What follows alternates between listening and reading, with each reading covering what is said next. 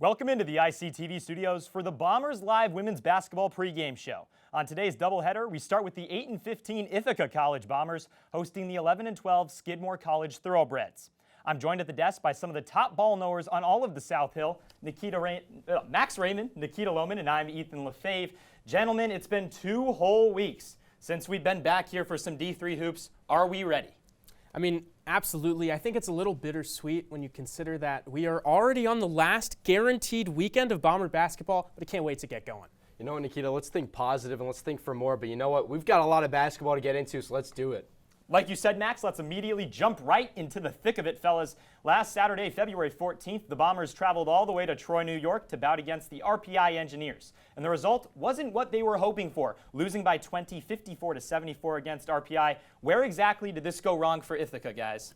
Yeah, this RPI team has really been clicking all season long. This looked sort of like a team at the top of the conference with everything rolling for them, handling business against a team towards the bottom. But where it went wrong was the offense. RPI was dominant. They shot over 58% from the field, 46 from three. And Max, how did they do it? They set themselves up with great looks. 22 assists to Ithaca's 11. They didn't settle for the good shots or the decent shots. They were dead set on getting the best looks, and it showed. Absolutely, and they just kept running up the score and scoring points. And when we look at this game and we get down to the box score and the thick of it all, this was tied going into the fourth quarter, and then RPI put up 29 points. Ithaca, they only scored 9. When you're outscored by 20 points in any quarter, it's kind of hard to think that you're going to win, Nikita, especially the fourth quarter, the most important of them all, being outscored by 20.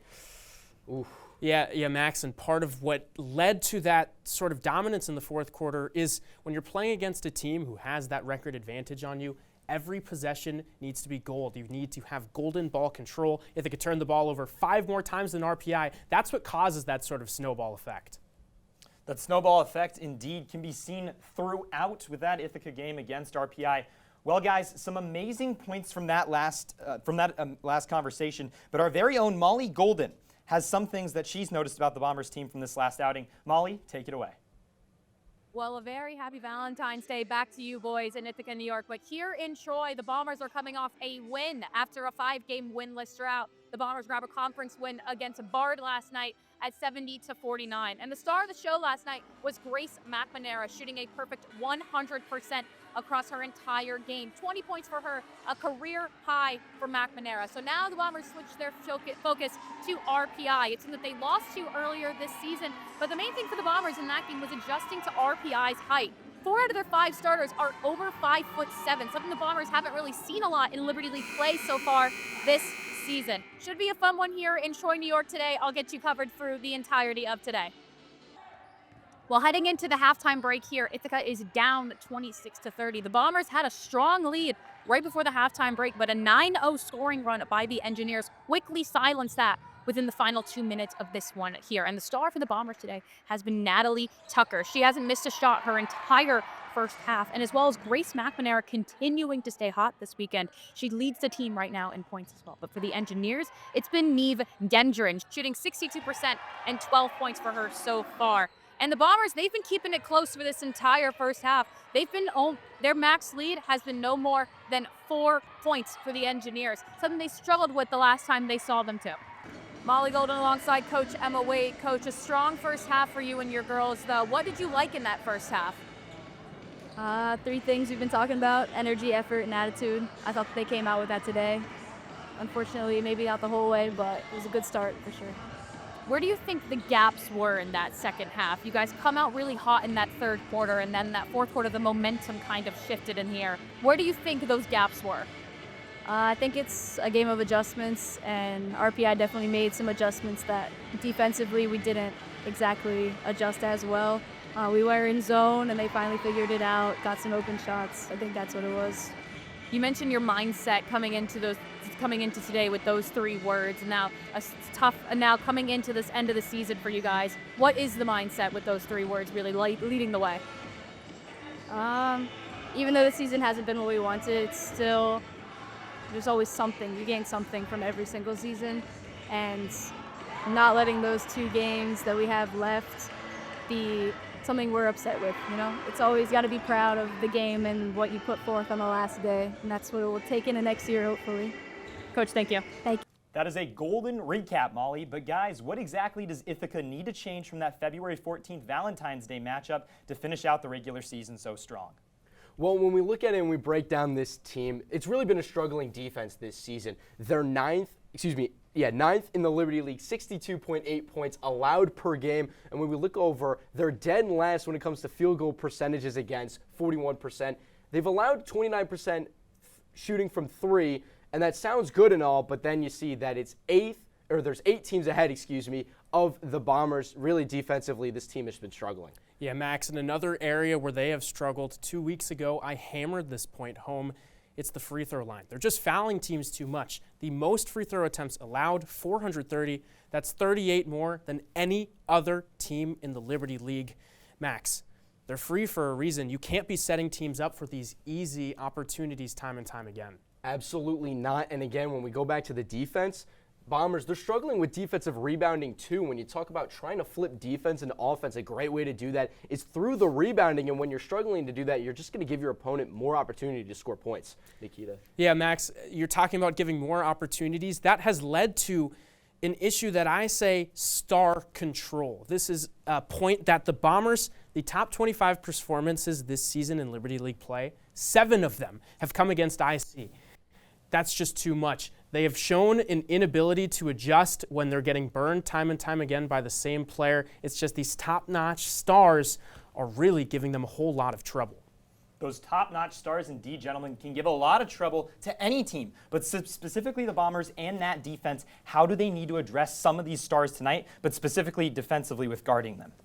You know, I think what you need to see is, for one, as we mentioned, you can't let them get to the line. Fortunately, this Skidmore team, they've struggled more in that area. So I actually think that that's a way, Max, where Ithaca could have kind of a leg up when we're talking about it. But also, you mentioned three-pointers are what kill you. This Skidmore team, also an area that they're not great at. But when we talk about, you saw in that last RPI game, 20-point fourth quarter swing, it's the three ball that leads to those situations because it's simple math. 2 points is less valuable than 3. Absolutely, and again, it's going to come down to the defense too in this one. When you look at the Skidmore team, they can get pretty hot and they can get going. They're a team that they're not great at shooting the three ball, but they're also not forcing it and not taking a lot of three-point attempts. What does that mean? Well, it means they're driving to the bucket and they're scoring twos. Ithaca allows a lot of points within that three-point arc. So again, when we look at it, it's going to be a game of defense for Ithaca. They've got to step up and be prepared for Skidmore, and they can't let this Thoroughbred team get hot. Absolutely. They can't let that Thoroughbred team get hot indeed. But I like that point, Max. I want to circle back to it real quick. That three ball. This Thoroughbred team doesn't take a lot of threes. How do they limit that real quick? How do they limit that? They're simply stepping up. I mean, it's not really a matter of limiting, but when you see that an opportunity is going to be there defensively, step up, shut it down, at the very least, contest it. That's the way to limit the makes. Well, it's time that we send it to a break, gentlemen. When we come back, we'll look more into this Thoroughbred squad. Don't go anywhere. Pre-game coverage continues after this quick break on ICTV Bombers Live.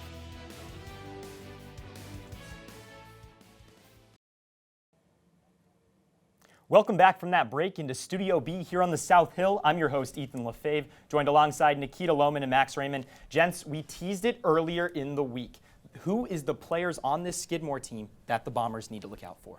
I've got my eyes set on Claudia Schneider. She can play some guard. She can play in the front court too. Standing at 6 feet tall, she does it all. On the season, the numbers are strong, 9.4 points per game. Great efficiency. She leads her team in field goal percentage and rebounding, so she's strong on the glass. But the last 4, she's really cranked it up a notch as the season has gone down to the final stretch. She's averaging almost 12 points a game, 54.8% from the field. She's continuing to clean that glass. Max, Madison Meyer, the leading scorer for Skidmore on the season, she's hit a bit of a rough patch. Schneider stepped up. That's where Ithaca has to look. She's got to be the person the Bombers slow down. Absolutely, but they've also got to be ready for the defense that Skidmore is going to bring, especially Ruby Crop. She has 68 steals on the season. That's nearly blocks on the season. That's nearly 3 per game, as well as 16 steals. She is an incredible defensive player. This Ithaca team needs to be ready for her when they're driving to the bucket and trying to score offensively. Yeah, Max, in that restricted area when you're going up against that Skidmore team, it's almost like a fairy tale where there's a troll standing at the end of the bridge saying, "You shall not pass," because when you meet Ruby Crap at the rack, it's not going to work out in your favor as an offense. Yes, indeed, Nikita. You have to be watching her, especially around that restricted area. But I think it's time that we look at some specific player breakdowns from the last time Skidmore and Ithaca faced one another, which was on December 6th. The one and only Frenchman, Anthony Labonte, has us covered with yet another big board segment. Anthony, what do you have for us? Thank you, Ethan. And let's take a look at those plays in the first contest between these two teams. That's going to indicate what happens going forward, especially in this game here today. We'll start off. Sophia Martinez is the one that's taking the ball forward, and she's going to pass that one back out to Sarah Hastings. We're going to take a quick timeout on this one. Something you have to understand is that Coach Raymond originally was running a player-on-player coverage. What that means is you have one assignment to one person. However, you can see Raymond on the backside there saying, "Hey, switch to a zone in his own sort of language." And that's why right now they're playing a little bit further back than maybe they necessarily should. And that's what Hastings and Shine are going to succeed upon, because you see Shine at the bottom right over there. She hit a pick, and she's going to start rolling on it. We'll have this one roll with Hastings moving inside, 3 over her, and she passes it back out to Shine. What happened in that situation was that Hastings understood 3 players in her face. You got to figure out a way to move this ball. You haven't seen Shine yet, so she's definitely open. Pass back, Shine hits the 3 ball. That's what Skidmore's doing. But of course, it was an Ithaca victory. So let's look at those plays that gave Ithaca the lead. Tori Drevna moves inside. They're playing this one tight. There's 2 players inside the zone for Ithaca, and that gives a tough battle between the Skidmore players to figure out who am I supposed to cover, because both sides are going to move out. And for any young ball players that want to make it big, you got to look at Grace McNamara there. She was using her pivot foot, going boom, boom, boom, all in the span of a little under a second to then pass it back out here, where she's going to find Natalie Tucker at the top of the key to hit a big 3 for the Bombers. And, you know, passing is a key factor in all of these games, and that's what they do so well here, especially Natalie Tucker looking for Zoraida Iqbal-Seta. She goes from the point. She gives it to Iqbal-Seta. Timeout there. Look at this real quick. Iqbal-Seta was wide open for a catch and shoot.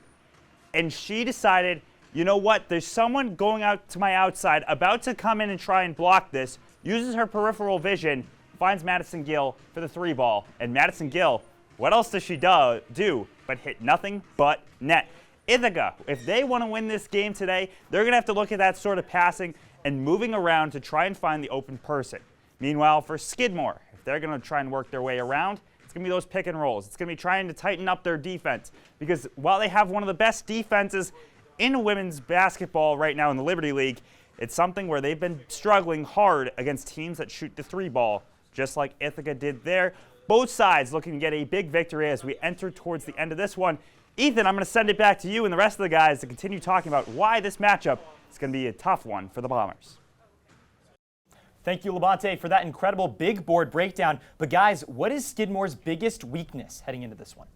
Well, undoubtedly, their biggest weakness is their 3-point shooting, and whether lack thereof. Their top shooter, Madison Meyer, 67 3-point attempts. She's only making 17%. After that, it's Carpenter, 64 attempts, 32% made threes. This team just doesn't seem to shoot the 3 ball, nor do they make it when they try it in the first place.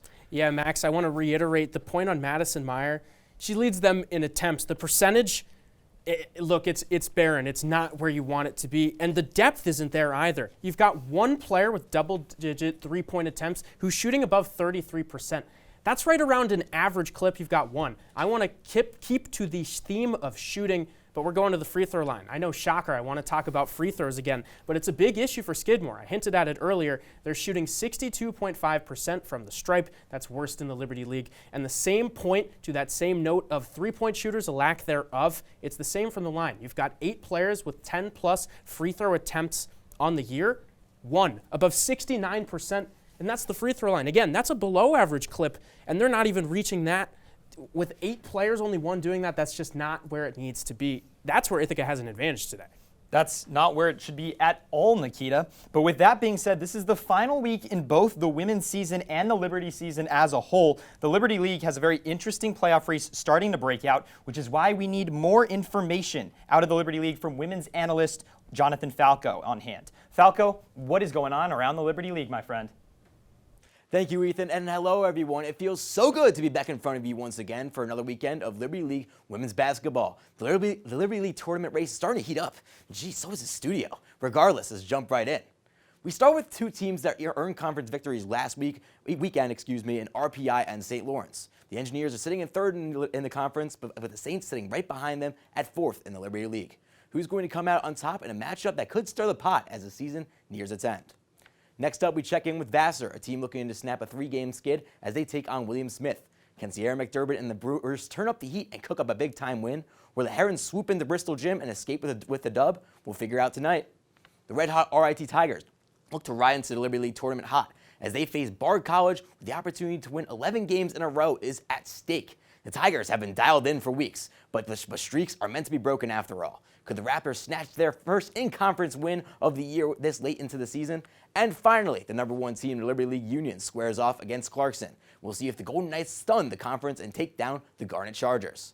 All these games tip off at 5:30, but it's time to pass the rock back to the guys at the desk. See you all at the half. Falco, amazing breakdown. Even though the Bombers won't play against Skidmore this playoff run, because obviously they're not going to be in it, how far can we expect Skidmore to go in the playoffs? And is there a chance, guys, for them to win the entirety Liberty League playoffs? Ethan, to answer this question, I consulted the numbers, and the numbers give a resounding no. They cannot. You know why? Since 2018, every Liberty League champion has these 4 stats in common. I call it the Fantastic Four. Points per game, net rating, field goal percentage against. These teams have all been top 4 in points per game, top 3 in the rest of these stats. You want to know how many of those Skidmore has? 0. These other champions, and we're going back 8 years. This isn't a tiny sample size. They've got none of those traits. This is a solid team. They could win a playoff game, but the game of basketball is not about upsets. It's about who's the top dog year long. The Thoroughbreds, they just haven't been there. Not to say they're not a formidable foe, but look, you've got some pristine competition at the top of this league. Nikita, those are some great points, but I want to bring up something that our buddy Falco had just said. Streaks are meant to be broken, and I think that all of those stats and numbers that you brought up, all those streaks are going to be broken this season, and I believe that Skidmore can go and win a Liberty League. When you look at this team, they're not top 3. Defensively, that's because they're number 4 in all major defensive stats. 4th in points allowed, 4th in field goal percentage against, 4th in 3-point percentage against, that is in the Liberty League. And again, this team, they don't shoot a lot of threes, but they can make the 2-ball quite well and at a high click. Nikita, I think that this Thoroughbred team is prime and ready for a run. It's all about who gets hot late. I think Skidmore's due to get hot. Yeah, Max, this is a strong defensive team, but look, as Max Kellerman said, when the UFOs are pointed down, the aliens have the death beam pointed at the universe. Who do you want taking the shot? I don't know. There's really not anybody that jumps out on this team, and that's what playoff basketball is all about. When teams have that added intensity, there's so much half-court offense that you need to create with your primary ball handler. I mentioned Madison Meyer. She's their leader in points per game. She's only 11th in the conference, and the inefficiency has been glaring. Only 37% from the field. Again, 17.9% from beyond the arc. She can create a shot, but she can go hot and cold. You can't count on her. And everyone else, they're not really creating their own shot. That's my biggest concern with this team. No, but when it gets down to the wire and you need a stop, I know I'm calling Ruby Crump to go out and make that play. Certainly, they might not be able to have that standout player, but then again, offensively, that gives you almost an advantage, wouldn't you think, Nikita? Because when it gets down to the wire, everybody in the whole stadium's going to know who's going to be taking that shot. Well, not with Skidmore. It could be anyone on the court taking that last second shot for the win. So certainly I think that gives this Thoroughbred team an advantage. Look, Max, the depth gets you to the dance, but it's the stars that take you across the finish line. Skidmore, they have the depth. There's a reason time in, time out, year after year, the teams with the best players win in basketball. Depth is great, but again, it can only take you so far. It can only take you so far indeed, Nikita. But guys, a quick on-the-spot sort of question.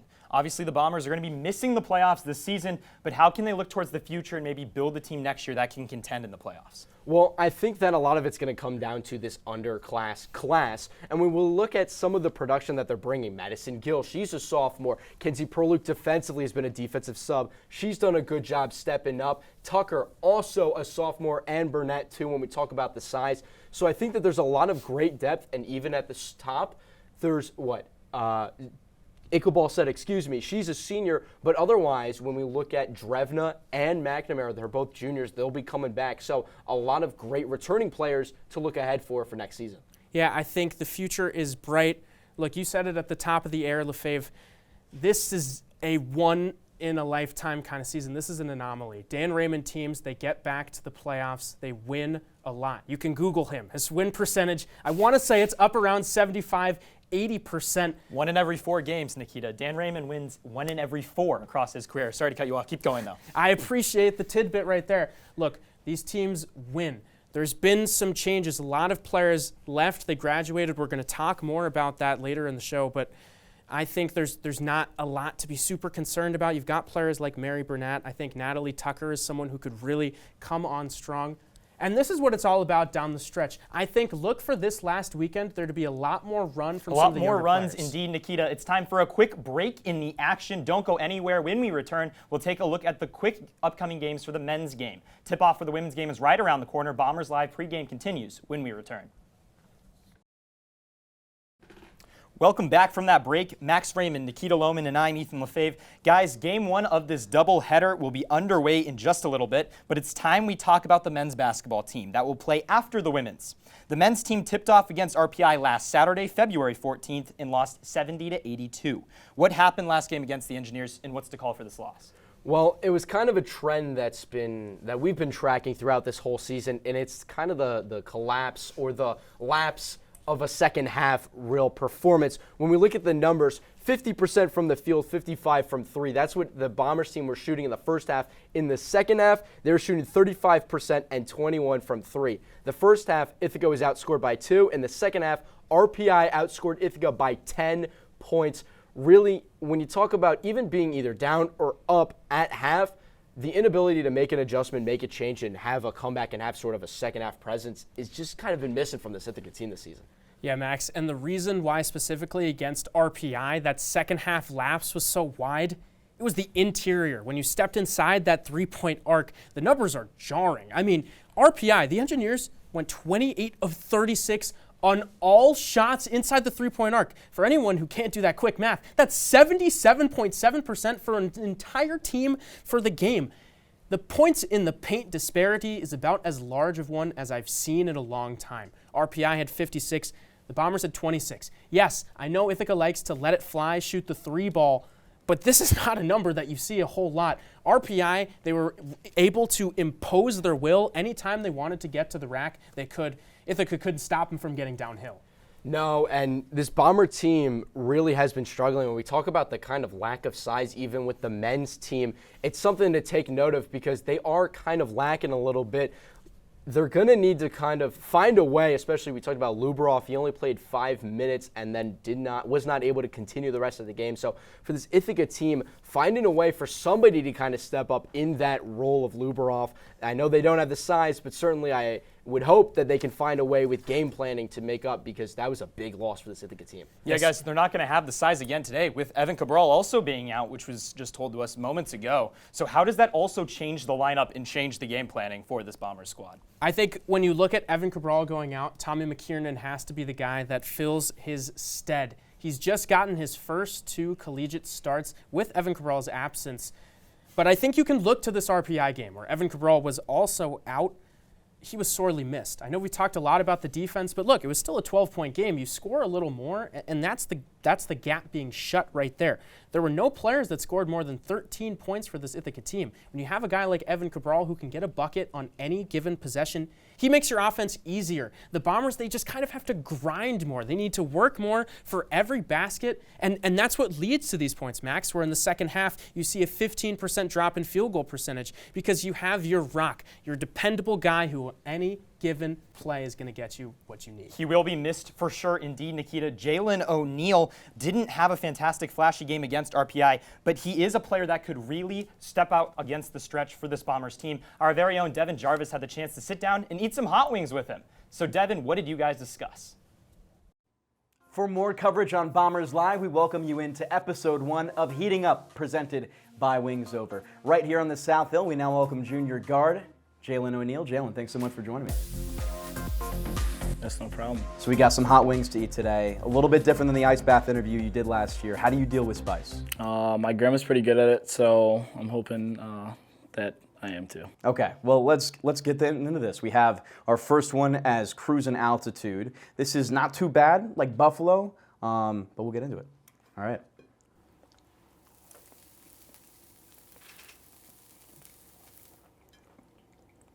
Not bad at all. Not bad at all.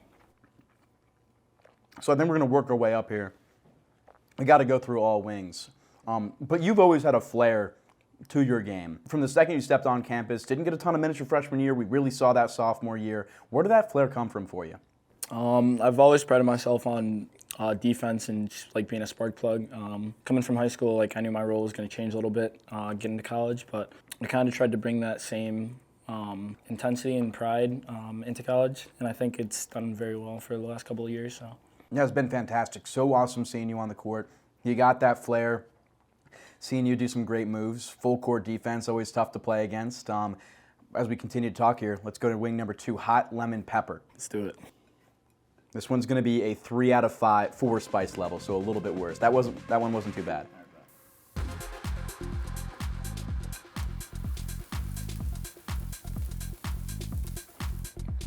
Definitely more. A little bit. That's good though. Yeah. Still really good. You would think you would eat that like regular with how spicy it is? Starting to kick in a little bit. Yeah? Yeah.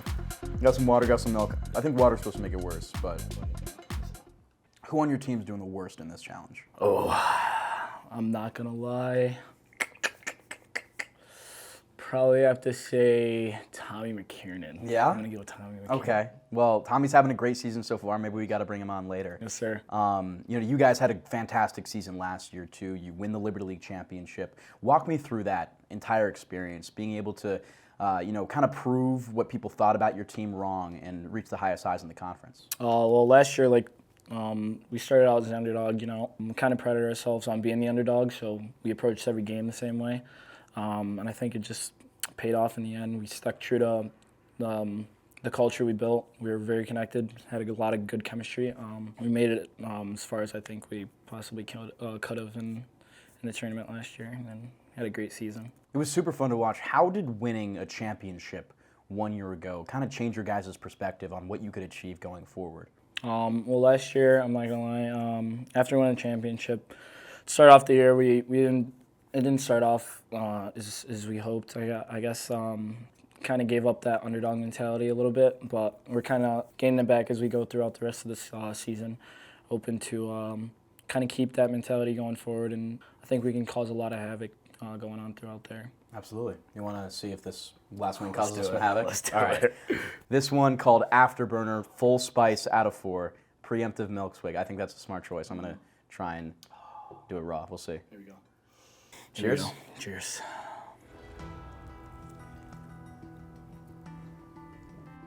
That's different.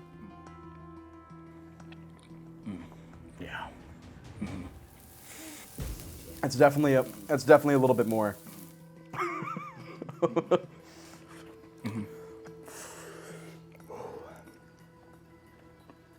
I think we're gonna have to finish this last wing, just for the tradition of it. You want to finish that? We have to finish it. Yeah. All right. Let's take a couple more bites, and I got one more question for you. This is not easy though. I'm sweating. Oh, I got 2 bites left. I'm surprised with how I'm composing myself in this. It's part of the job though. Yeah, that's good. Let's finish it. Yeah, let's do it. All right, cheers. I got a little bit bigger of a bite here.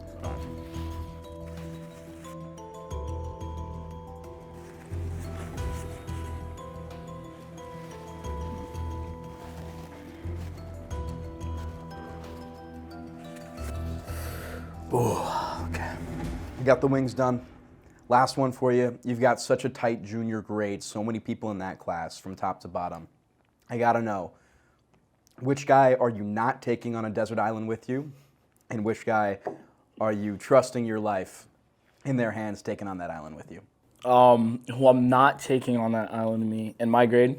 I love you, Evan Cabral, but yeah, you can't go with me on that one. Good at basketball, not as good of an island partner? Okay. Common sense, use a little work. Who I am taking with me, I said this before, I believe. I'm trusting Alex Pender with my life in that situation. I mean, Alex is, the vocal leader for you guys on the court. He's been phenomenal. Sounds like a good partner to choose. He's a big outdoorsman, so. Oh, there we go. Big hiking guy. Yeah. There we go. Well, Jalen, appreciate you coming on. Thank you very much. Good luck this weekend, and we'll see you down the line. Yes, sir. Thanks for that red-hot interview, Devin, but I think it's time for a quick look around the Men's Liberty League. In studio is our Men's Liberty League analyst, John Frieders. It's been a wild ride in the Liberty League this season, and for some, this weekend determines whether or not they'll be playing another game. For others, this is an opportunity to secure a home playoff game or even a bye. The first game on the slate is Bard at RIT, two teams towards the bottom of the league fighting for pride at this point. Will today be the day Bard secures their first league win of the season with the duo of Lucas Tovar and Max Fry, or will RIT protect their home hardwood? Should be an entertaining game with no playoff implications in sight. But speaking of playoff implications for Clarkson Golden Knights, it's do or die as they need to win both games this weekend and have Ithaca and Hobart lose both theirs. The first task lies in a road trip to number 2 ranked Union, who has been dominant this season. Jack Plesser has been one of the league's best, averaging well over 22 points a game and 7 boards. Plesser has been charging through the Liberty League and looks to take care of business tonight per usual. And then speaking of the top teams in the league, number 3 Vassar looks to play devil's advocate in a trip to Hobart, who needs a win to stay in the playoff race. Hobart has lost 8 of their last 9 games, but will look to lean on Monty Ned and Alex Mesh, who both average over 15 a game. Offense is important, but defense is just as critical against Vassar's Avery Lee and Shea Fitzgerald, who are 2 of the league's finest. Last time these teams squared off, Fitzgerald and Lee combined for 38 and look to run it back tonight in Geneva, New York. For the final game in league play tonight, it'll be a 4-versus-1 matchup with top-ranked RPI on the road in Newell Fieldhouse to battle St. Lawrence. The Saints will be playing for a chance to host a first-round playoff game against a hungry RPI team who's looking to secure a first-round bye. Last time these teams met, overtime was required, with RPI slipping past SLU 65-62. Get your popcorn ready, because this is going to be a fun one. There's your race around the Liberty League, and I'm excited to check back in with you guys with score updates at the half. Back to you guys at the desk. John, I will indeed be getting my popcorn ready for that race. Such a tight one, as you discussed, with almost all of those games having major standings implications. But looking ahead to the men's game later tonight, fellas, how will the Bombers defend against Aiden Roy and Joey Skorick?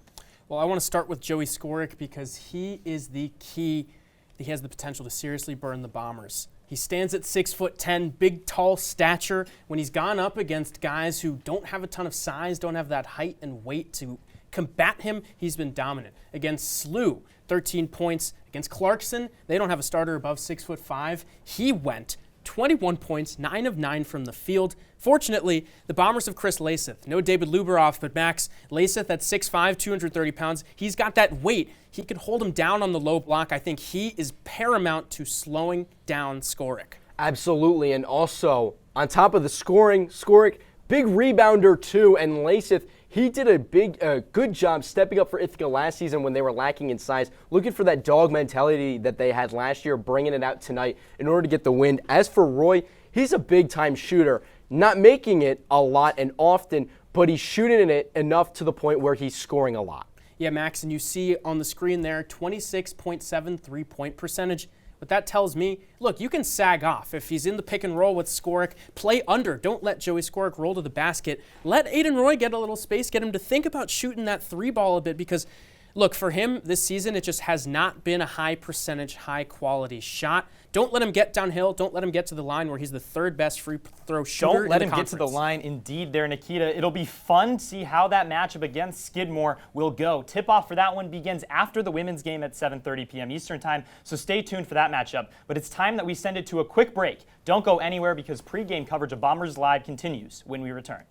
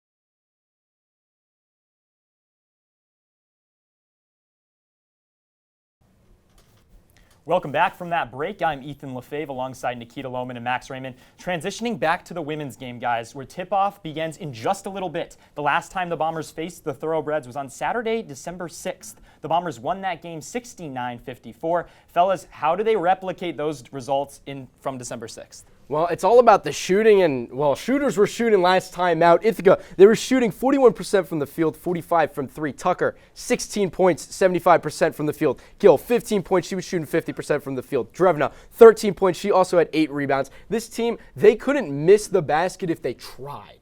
Yeah, Max. And Maddie Gill, who's been one of the top-notch three-point shooters all season long. You saw it against Skidmore. It's going to be very nice having her back in the lineup tonight after missing a little bit of time. But going to the defensive side of the ball, it was one of the usual suspects. Grace McNamara, stocks were up. The business was booming. 5 steals, 2 blocks. She was getting it done. I think we're going to see her scoring uptick more tonight because that's the trend we've seen recently. But look, that defense is hounding at all 3 levels of the floor. Also, Skidmore, they struggled from the free throw line. I've talked about it time and time again, but look, they went 14 of 24 from the charity stripe. Ithaca can foul and kind of get away with it tonight. Absolutely, and again, when we look back at this game, really one way to describe it was cruise control for Ithaca. 2 lead changes the whole time. The Bombers, they were just kind of in control the whole time. Yes, they sure were. And look, in a season that there hasn't been a ton to really grab onto, latch on and say, this was the performance we can build off of, that was a great game, and I think that confidence rolls into this matchup because they already have had success against this opponent on the road. Yeah, guys. Well, gents, the Bombers will not make playoffs, as we discussed earlier, and this will be the first time since the Bombers joined the Liberty League that they will miss playoffs. And a big reason to point to that is losing all their seniors from last year. And Anya Watkins, Emma Waite, and Annabella Iorio, to just name a few. Guys, how does the impact of losing these veterans impact this Bombers team right now? Well, I think beyond losing a lot of the depth on this team, you really lost pretty much the entire front court. Watkins and Iorio, they held it down. Anya Watkins, a monster on the glass, standing at 5'11". Annabella Iorio was a bit more of a scorer, but she stands at 6 foot. And where the presence, where they are lost, is that intimidation factor. When you drive into the paint, sort of what we see from Rudy Kropp with Skidmore, you saw a lot of that last season. Teams did not shoot well against Ithaca. Defensive presence was immense. A .371 opponent field goal percentage last year against the Bombers. This year it's up to 41.5. That is the worst mark in the Liberty League. You're going to need to find players to slide up at the end of this year going into next year because it's just tough to replicate and replace that in such a short time. Absolutely, the size a big factor, but also let's not forget Emma Waite and her playmaking ability that she was doing, moving the ball around, orchestrating this offense. Not only was she a bucket, but she was also, again, a leading assister. A lot of this offense moved through her, so to completely shift your offensive scheme away from these two bigs plus Waite to a new system, it's definitely going to take some learning. Yeah, Max, I mean, Emma Waite was kind of the heart and soul of this team. The rock flowed through her, the leader in assists. There's not a ton of primary ball handlers who are really facilitating this season.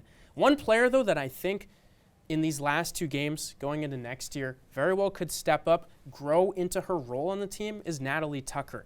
This is the guard who can take the, the smaller Emma Waite role, swinging the rock, shooting the three ball. This year, 33.3 from beyond the arc. That's percentage.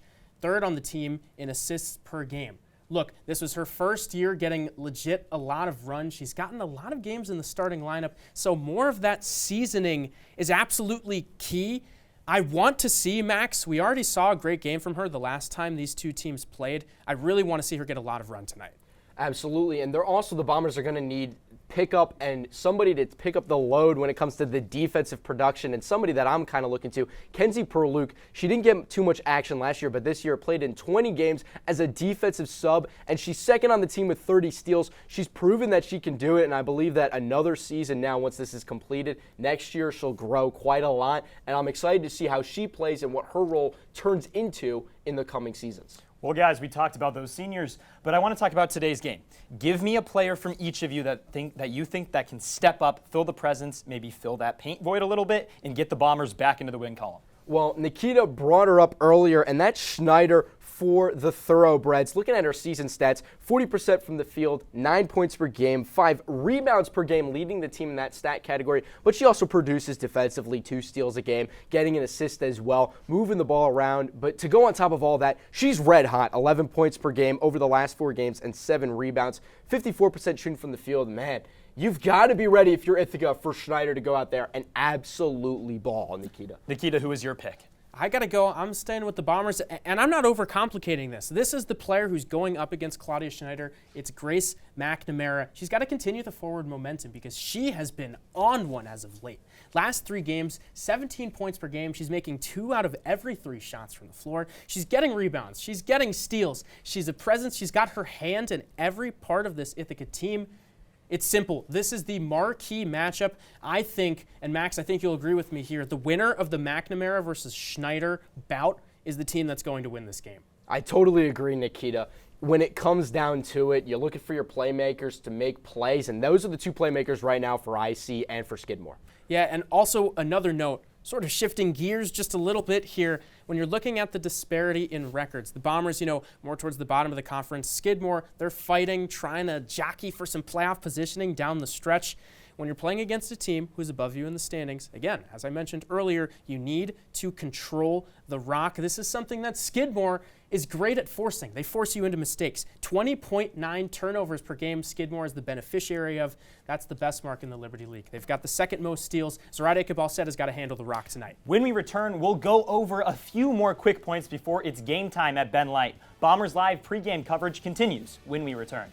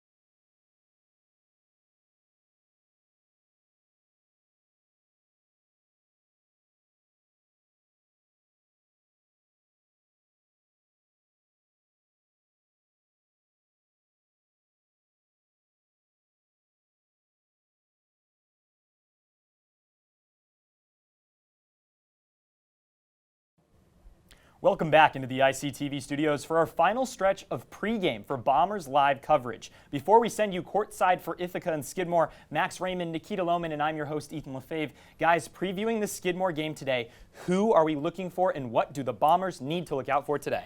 Well, I think that one crucial thing that I want to pick up on that, Nikita, you left off with, talking about Skidmore and the turnovers that they forced. But for Ithaca, I don't think that they should be too weary and let that alter the game that they play. The Bombers, they're first in the Liberty League when it comes to assists, averaging 14.83 per game. This Ithaca team loves to move the ball around, and they find a lot of success doing so. So I know that Skidmore loves to bring on the pressure defensively and force some of these turnovers, but Ithaca, they've got to still stick with their game plan and still move the rock around. Max, that's very well said. I think a lot of teams, they get into a matchup against a top-tier opponent, and they feel like they need to switch up what has brought them success. No, the Bombers cannot do that. I think what you need to do is trust Zoraida Iqbal-Seta. When we left off, I mentioned she's got to be the one controlling the rock because she has been the primary ball handler. She's the seasoned veteran of this group. She can pass it out. She knows what the good looks are. She drives downhill. She kicks out. She's going to be able to get these Skidmore defenders sort of out of those typical passing lanes. I think one player who could be on the benefiting end tonight, Simone Pintinelli, because the season is coming down the stretch. She hasn't had a lot of playing time, but Dan Raymond called her his microwave. She can heat up. She can hit some shots.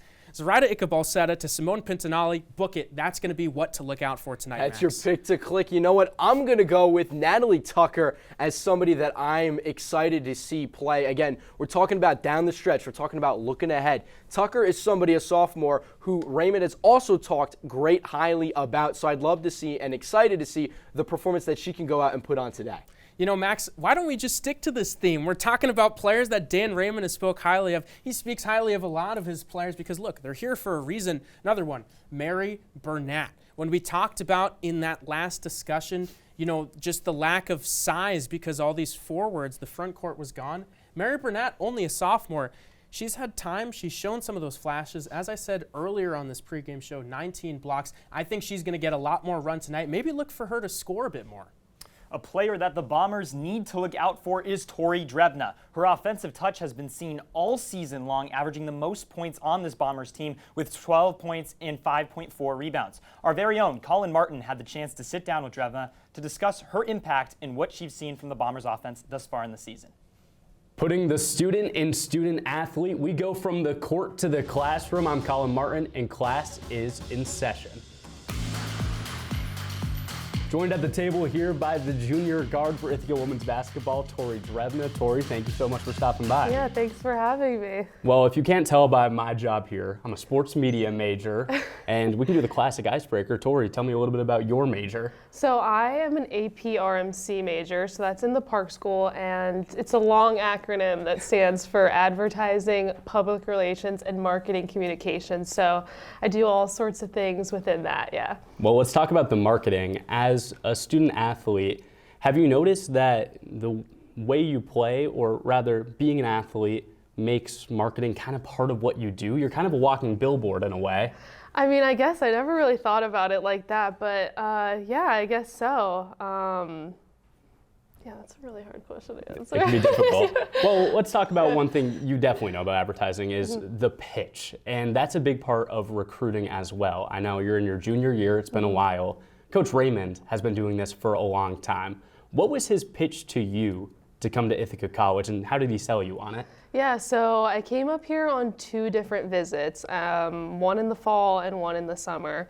And yeah, he just told me, we came to the Park School and we met with the dean, and yeah, I learned a lot about this major, so I think that's kind of what brought me into the major side of things. And then on the basketball side of things, he just always talked about how this program is a winning program, and I came from a winning program in high school, and I wanted to be a part of that again. And I knew how good the players were here, and I met some of the girls on the team, and they were super, super welcoming. So yeah, that's kind of really what drew me in. You're part of a team with a lot of different backgrounds, play styles. I wanted to ask, which one of your teammates do you think is the most marketable? Ooh, that's a good question.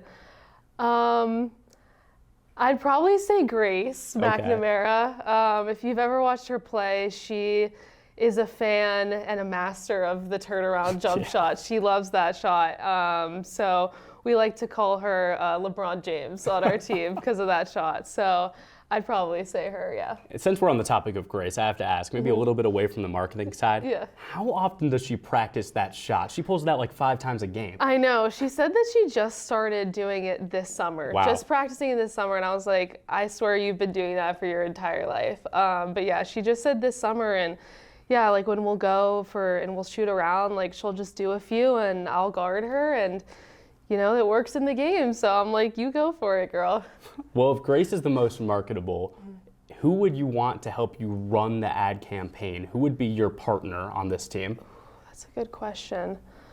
I would say Maddie Gill. Okay. Yeah, she's super creative when it comes to like video production and advertising and all that kind of stuff. Yeah, she's good.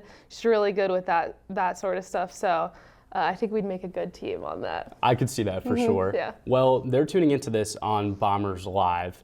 There's sort of a market for, hey, come watch D3 college athletics, come watch the Ithaca Bombers play basketball. Tori, you have the stage. What's your pitch? Why watch the Bombers today? Yeah, I would just say we're a super fun group of girls to watch. We're a young team. We have a lot of potential. And yeah, I would say that just D3 women's basketball and women's basketball in general is just flourishing and evolving in this day and age. And yeah, I'd say we're at this rate equally as fun to watch as the guys too. And we have a lot to bring to the table. And yeah, it's a fun watch. So yeah. Well, Tori, thank you so much for stopping by the classroom. Wishing you a good rest of your school day. Thanks so much. Thanks. You too. Thanks, Colin. Another fantastic interview, but we're here in the presence of greatness. Jonathan Falco is here at the desk, so you guys know what time it is. It's Liberty League Pick'ems times. Guys, who do you got across the board for the Liberty League coming in on playoffs? Falco, we'll start with you. All right, thank you so much, Ethan. It's great to be back on here with you guys at the desk. So we'll get right to it. Starting off with RPI over St. Lawrence. I have better defense, beating better offense there. We go to Vassar over William Smith. We have RIT, one of the hottest teams in the Liberty League, defeating Bard. Skidmore over Ithaca, because I think Skidmore, they're in the Liberty League tournament right now. They're going to try and prove it to the rest of the Liberty League that they can potentially make a run. And last but not least, the number 1 team in Liberty League Union defeating Clarkson. Interesting, Falco. I'm going to go a little bit differently than what you had. I've got SLU, Vassar, RIT. Then I'm going with the Bombers over the Skiddies. I think Ithaca's got what it takes to pull out the win. And to round it all out, I'll finish with Union. Nikita? Look, I'm going to be honest, guys. My picks aren't the most exciting this week. I've got RPI over SLU, Vassar over William Smith, RIT over Bard, Skidmore over Ithaca, Union over Clarkson. Keeping it simple. We're the same. We're on the same page here. We're on the same page, Nikita. I love it. So then, Max, that begs the question, why are your picks so different? Explain them right now. Well, I just believe in this St. Lawrence offense, really. I'm seeing what they're kind of cooking up and how they're kind of playing this season, and I'm just a believer, truly. I'm truly a believer in this SLU offense. Well, I'm a believer in defense. I think Nikita is as well. When you talk about RPI, one of the better defenses in the entire Liberty League, I think I'm going to trust them over a red-hot St. Lawrence offense. Well, great choices, fellas. Sadly, that's all the time we have today for our Bombers Live pregame coverage of women's basketball. For the entire studio crew here, Anthony Labonte, Jonathan Falco, John Frieders, Max Raymond, Nikita Lohman, and I'm Ethan Lefebvre, we're going to send it on out to Ben Light Gymnasium, where Colin Martin and Brad Romano have the call with sideline reporter Johnny Lisi. Ithaca, Skidmore, up next.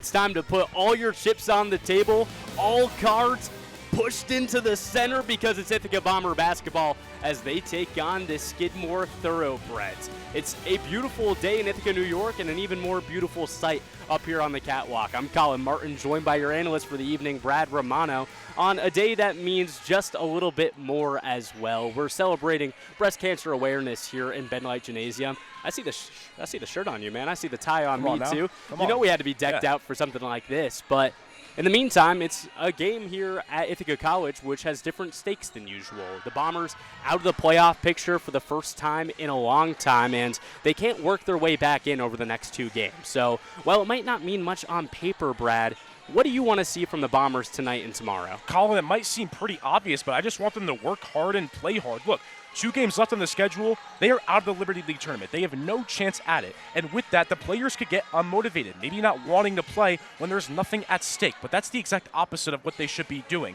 Going into next season, you want to leave with a good note, with good victory. And that's what they got to do in these 2 games. Get the job done and get the win.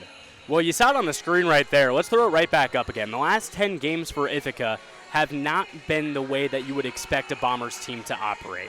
2-8 over the last 10.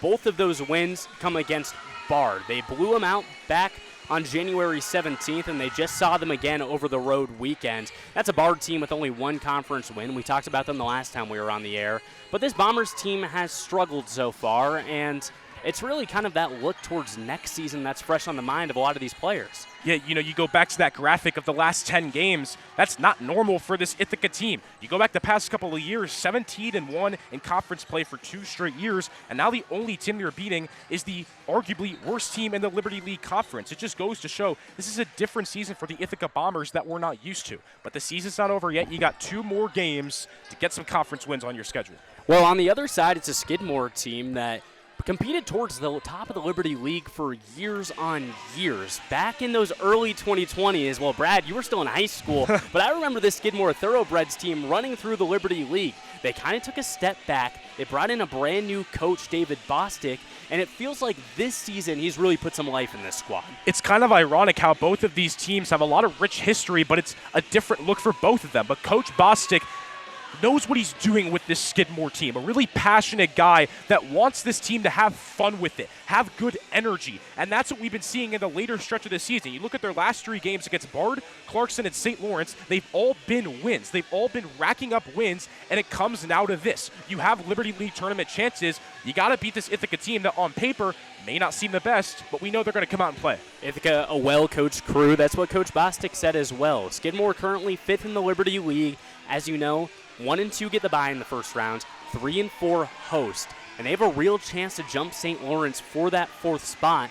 I talked to Coach Bostic. I said, are you thinking about that, thinking about getting that home court advantage? He said, man, of course I am, but I can't let the girls know that. They got to take it 1 game at a time, and it all starts right now. It's a difference between a coaching mindset and a team mindset, but it's good that you have both, because when you have both, that's versatility, and Bostic's got that. Well, both teams are lining up for the national anthem on what will be a very special day here in Ben Light Gymnasium. The Ithaca College Bombers look to pick up win number 9 on the season, potentially work their way into 7th in the conference. Meanwhile, the Skidmore Thoroughbreds are hot on the tail of returning to the top of the Liberty League. It's going to be a heck of a day. I just can't wait to get going. 2 teams with opposite things going on right now. Could this be a trap game for Skidmore? We will see. Well, we're finally going to find out as we tick towards the national anthem. Don't go anywhere. When we come back, it's Liberty League women's basketball here on Bombers Live.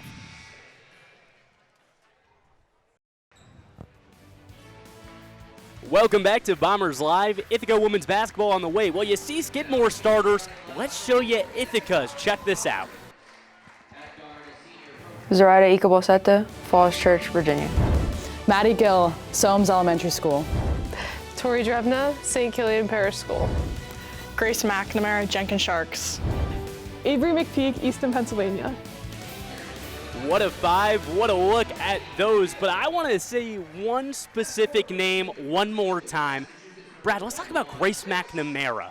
While this Ithaca team has been on the downturn, it's been McNamara in the month of February that has been so special. It's been phenomenal play from Grace McNamara. You look at the season comparison from January to February, you look at the points, it only got up by 1, but it's the last 3 games that have been special for Grace McNamara. All double-digit scoring, phenomenal play from her this entire stretch. 20-4 against Bard, 12-6 against RPI, 19-7 against Clarkson. It's that mid-range shot that Coach Raymond said she's been practicing nonstop, and we're finally seeing it come to play. McNamara's last 3 games, her 3 highest scoring appearances in her entire career. You saw them visually for the Skidmore side, but let's break down their starting lineup as well. It's Sophia Martinez, Maddie Meyer, Claudia Schneider, Melissa Severino, and Ruby Kropp. I almost got tumbled up on Madison Meyer because I already wanted to get into my story on her. One of the primary defenders in the Liberty League, and not to mention Ruby Kropp, well, she leads Skidmore history in blocks. They got 2. It's a very good defensive duo that Coach Bostic loves, and we're going to see it here. As we line up for the opening tip. Tipped out to Severino, and it's Skidmore ball first. Skidmore's got to try to get a home Liberty League tournament game. Tonight's the night to secure it. It's the Bombers in their dark alternate grays.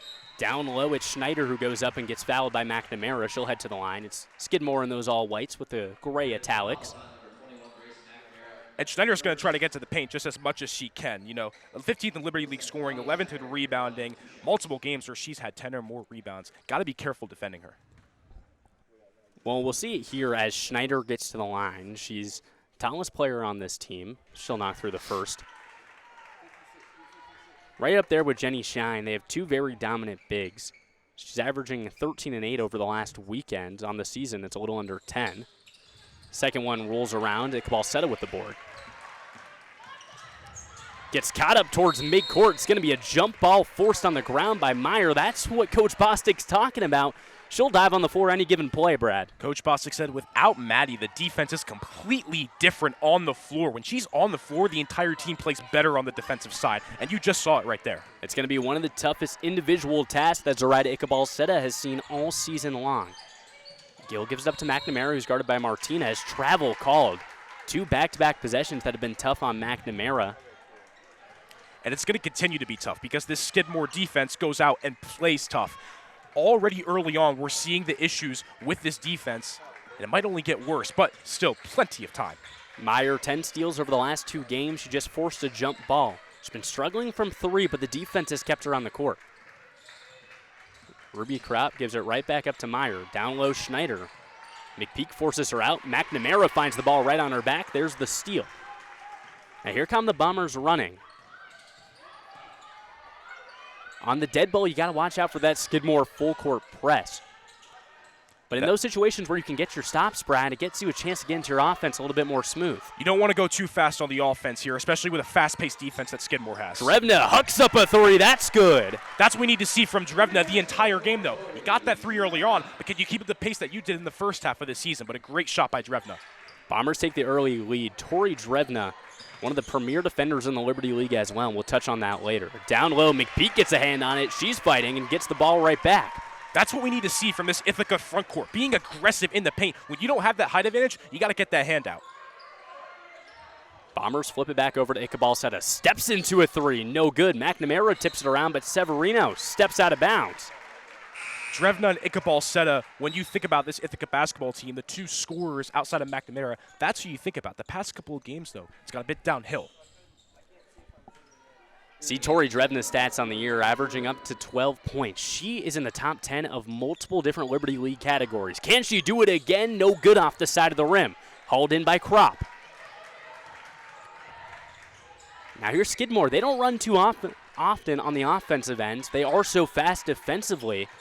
But in the fast break is a category where Ithaca has struggled all season long. Severino down low, guarded by Grace McNamara.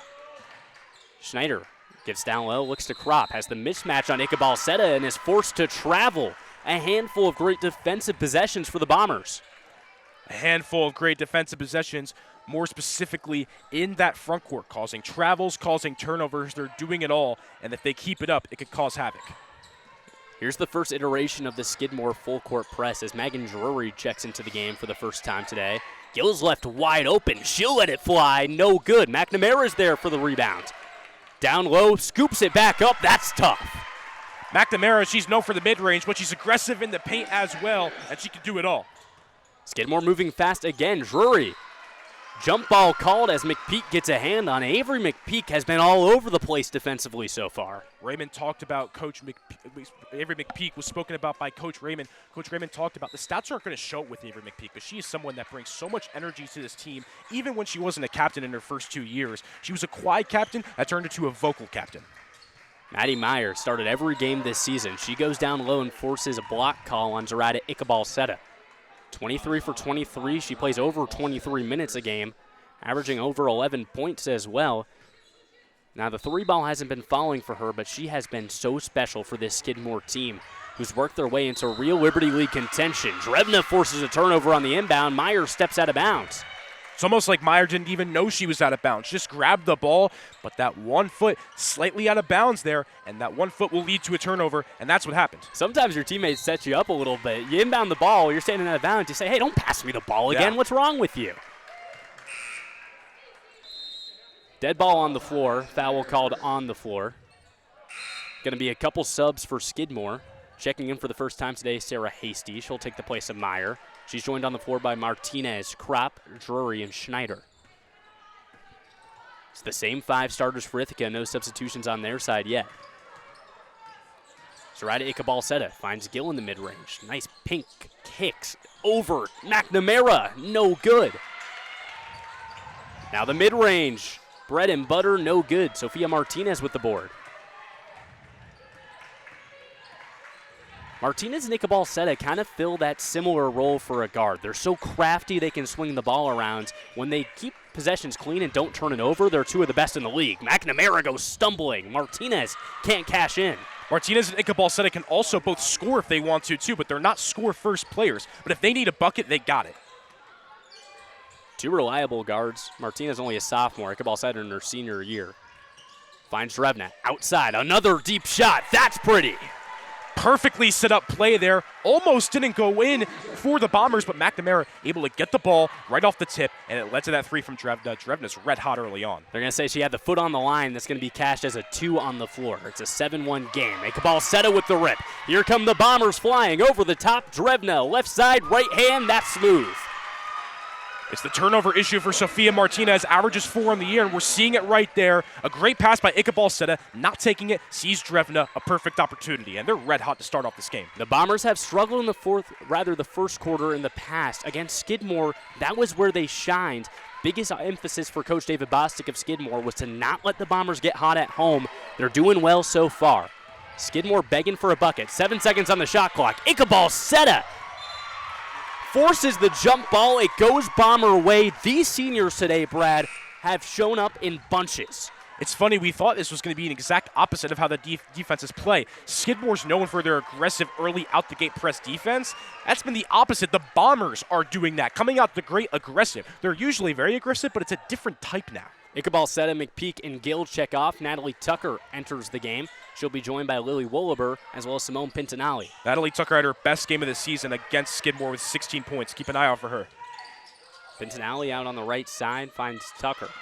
The Skidmore 2-3 switches into a man-to-man look often. The Bombers will be able to get 3s on it if they can convert and make passes like these around the arc.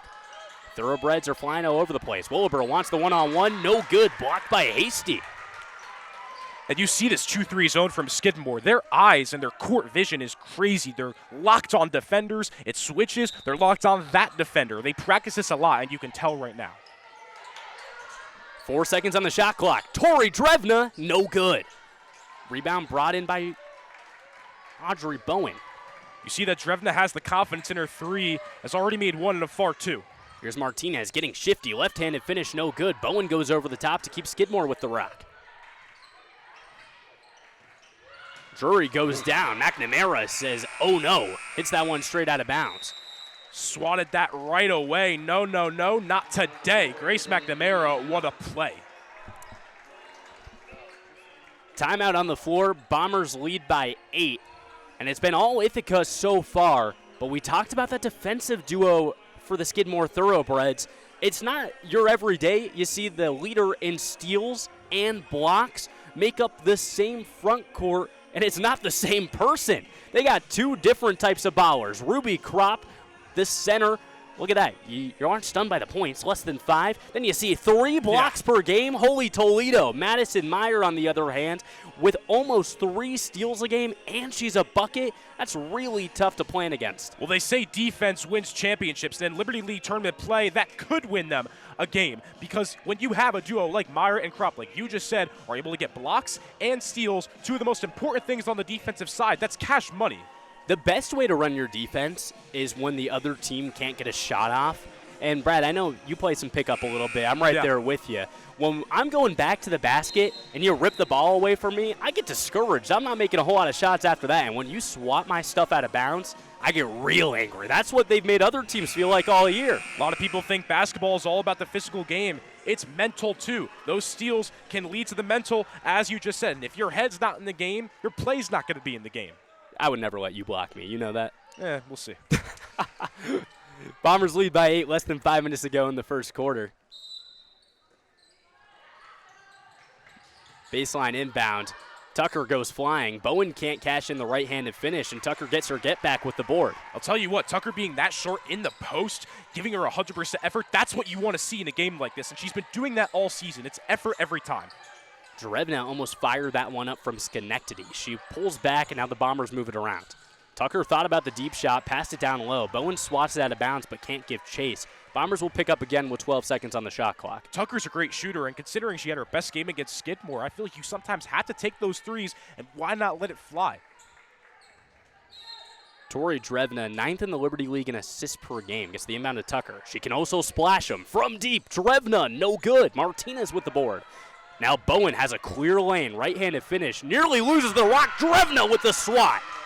Something woke up inside Tori Drevna. Phenomenal block right there. Didn't get her hand up early. It's like she knew when she was going to take it right here. The vision, swats it. Her hand didn't even go up that much. Bowen had it on the way up. Bowen has plenty of size on Drevna, but she just got the little tip on the way up.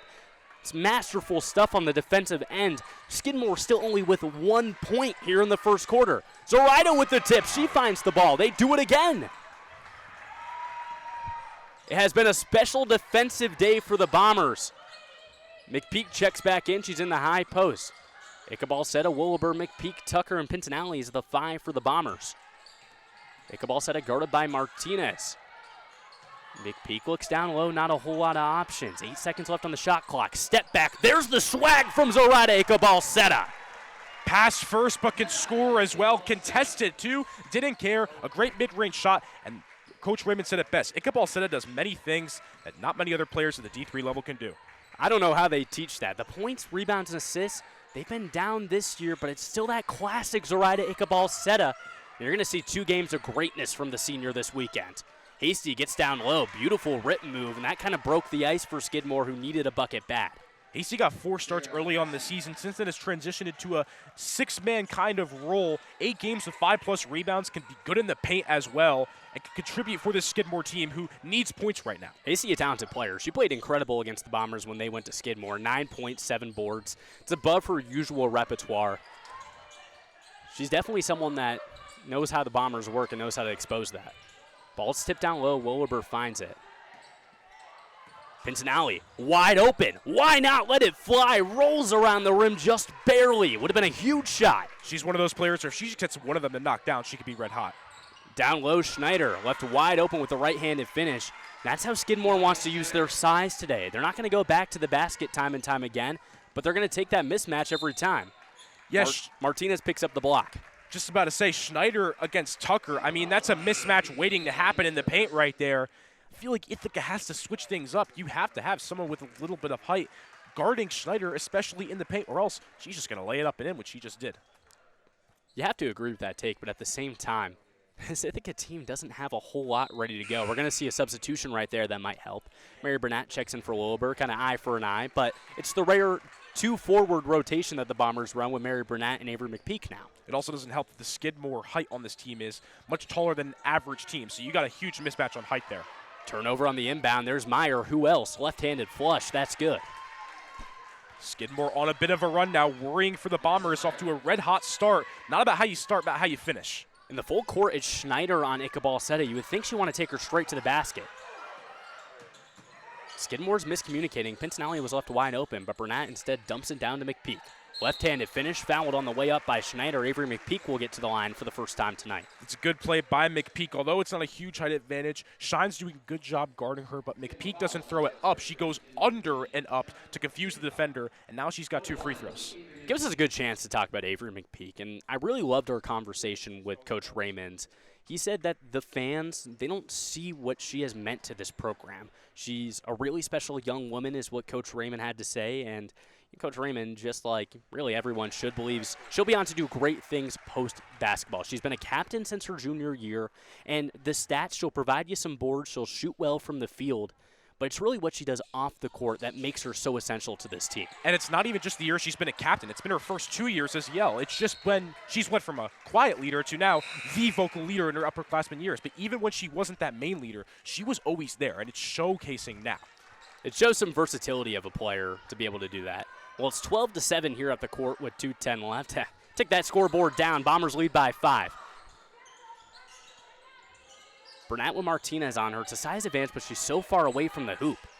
9 seconds. Ichabal Seta throws that one to no man's land. Coach Bostic with the one-handed catch, saying Odell Beckham Jr. As that one goes out of bounds, Bomber turnover. Burnett went right into the paint when then Gill had to transition all the way to the three-point line. Didn't get there in time, though, and the miscommunication leads to a chance now for Skidmore to get even more hot than they already are.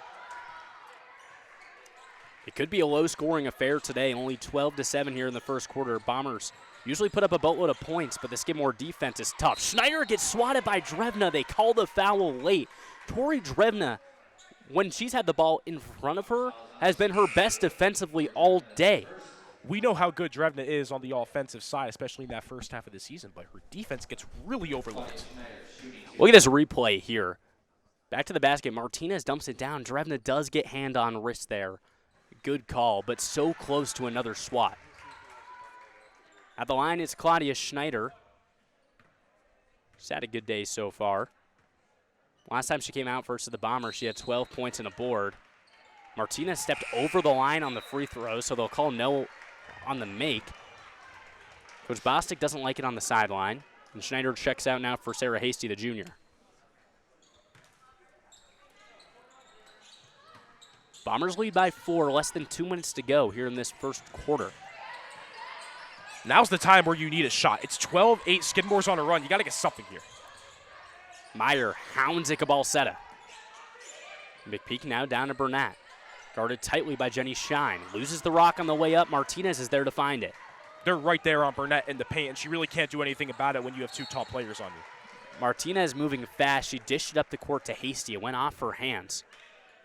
You see Ichabal Seta right now and how vocal she is as a leader. She's known for a quiet leader, but if she's got to speak up, she's going to. And that's what she's doing, trying to get the whole team on the same pace with her. Bombers move past half court. Ichabal Seta shrugs off the defender. Gill looking for her first bucket. That should have been easy, but instead rolls out. A rare Gill miss. She missed last game out on the road against RPI. She's back today. Just needs to get into the flow of things here. Could have given the Bombers an extra advantage. A clear path to the rim, but sometimes it's just unfortunate with those missed layups. Wide open look for Bowen. Left-handed finish. Rolls around and in the bucket. Skidmore's made it close. The screen from Bowen was the reason that shot happened. Good aggressiveness on the screen.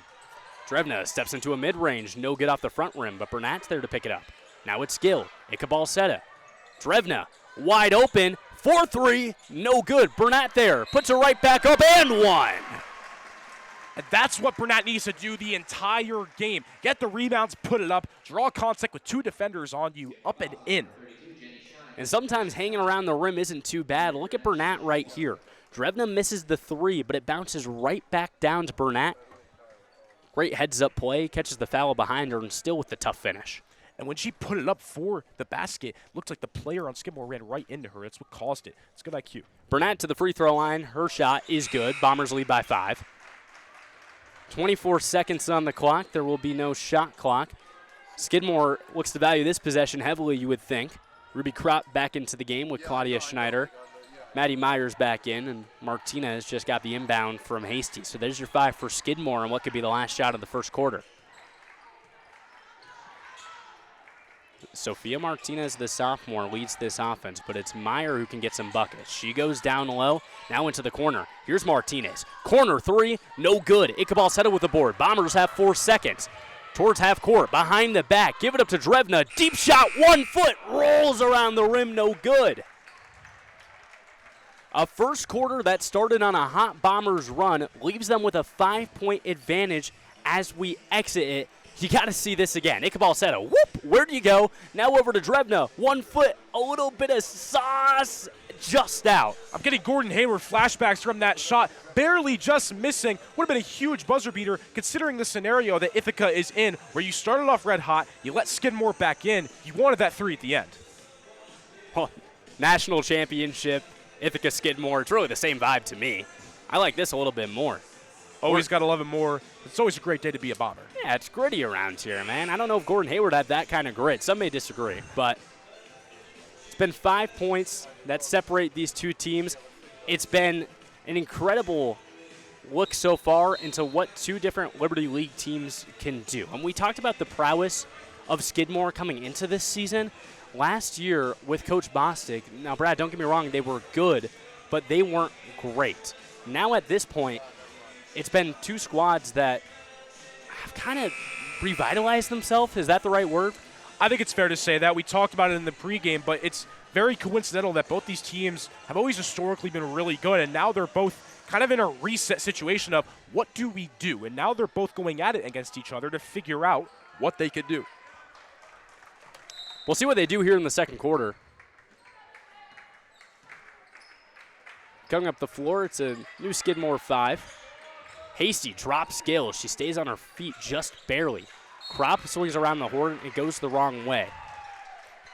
You see Martinez there kind of shrugging, not really knowing what happened on that play. Had a good cut, but the pass didn't work between both of them.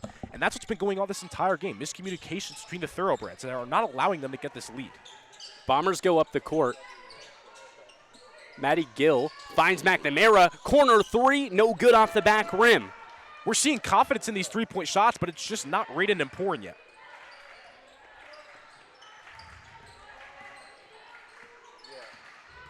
Driving down to the lane and fouled hard as Meyer by Ichabod Seta. It's a clear foul there by Ichabod Seta, pushing her body into the defender. And now 2 free throws here.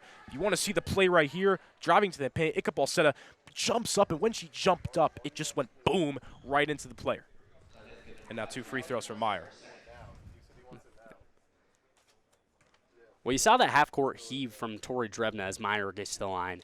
It's a good time to talk about Tori Drevna around the Liberty League. Now, February hasn't necessarily been her month, but look at this here. She's still top 5 in the conference in steals, top 10 in assists, and knocking right on the door of that top 10 in points and rebounds. She's been a really special player for the Bombers. I remember last year, this time of year, she came on as kind of one of those streaky sophomores that this team often has. Now she's bona fide, one of the best players in the conference, Brad. And with the cold scoring streak, it's not really that worrying because she's got a whole year left on this season, for next season, where you don't really have to worry about it that much. Gill nearly loses the handle. Meyer cashing on 1 of 2 free throws, making it a 4-point game. Skidmore has not been scared to put guards on bigs for the Bombers as long as they're far away from the rim, and it's worked so far. Trying to fire up a mid-range and swatted by Krop. Well, that's the Saratoga Springs Block Party is what you want to call her. That's kind of an Emerald City route artist sort of nickname. But the party might just be getting started because Krop is a block machine. We saw it right there. Single-season Skidmore block leader with 68. Drevna's 3 at the buzzer, no good, but McNamara's there. It keeps the possession alive. McNamara's done a great job on the offensive rebounding. That might be her 3rd or 4th of the game. An underlooked highlight there. McPeak trying to create some space down low.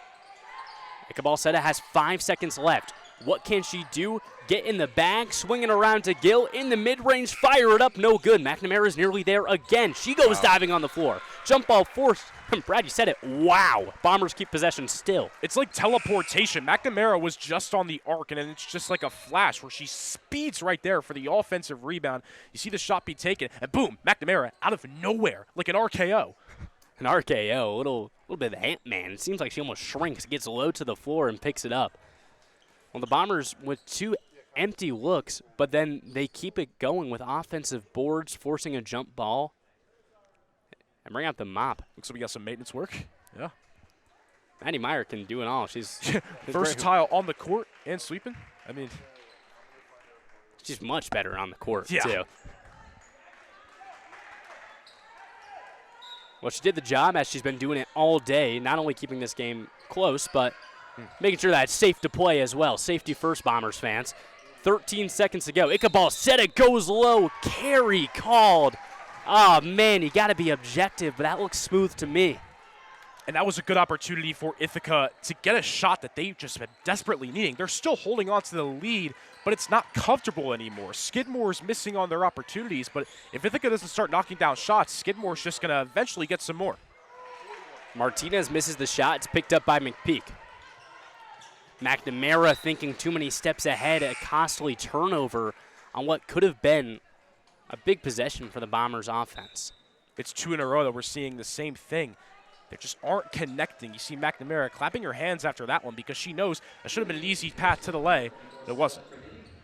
There's one thing about the Skidmore defense throughout the whole entire season and even this one. It's been forcing turnovers. That full court pressure helps a lot, but even in the half court, they do it well. It doesn't help when you're Ruby Crop and you throw it right out of bounds, right back, though. Tough look. Ithaca's really kind of getting lucky with the offensive play that Skidmore has because they are having so many opportunities, but it's a back-and-forth game of miscommunication at the moment, it seems. Tucker, held up by Meyer, will give it up to Drevna. Bombers got to get it past half court. A step back from Gill gets her there. Bombers offense hasn't really responded to this Skidmore look yet. Not a lot of buckets in the half court. Burnett faces the basket. Long two, no good.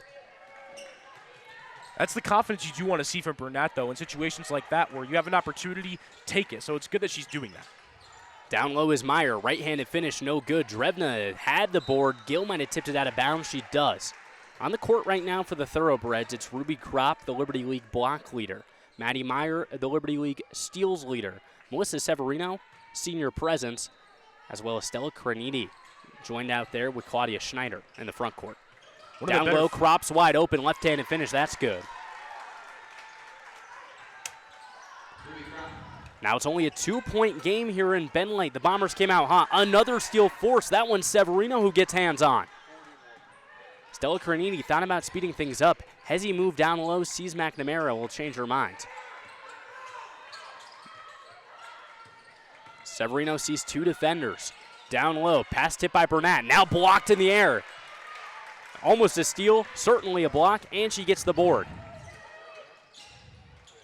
Here come the Bombers. Drevna gives it down to Burnett. McNamara in the mid-range now. Burnett, one dribble, left-handed flush, no good. Fouled on the way up, she'll hit the line for two. Burnett's getting into a flow rhythm on the defensive side. We saw the clean block on the offensive side. Goes to the line for two, and you need these 2 free throws right now. Mary Burnett, a special player. We talk about Ruby Crop often in this game because she's one of the best defenders in the Liberty League. She leads in blocks. It's very notable. Mary Burnett is a bench player on this team who plays just above 13 minutes a game, and she's 7th. She's right up there as well. She's a defensive presence. When the offense gets flowing, she takes care of the ball. Really good things happen for this Bombers team. Coach Raymond said there are few players more gifted in this region than Mary Burnett. Missed the free throw there.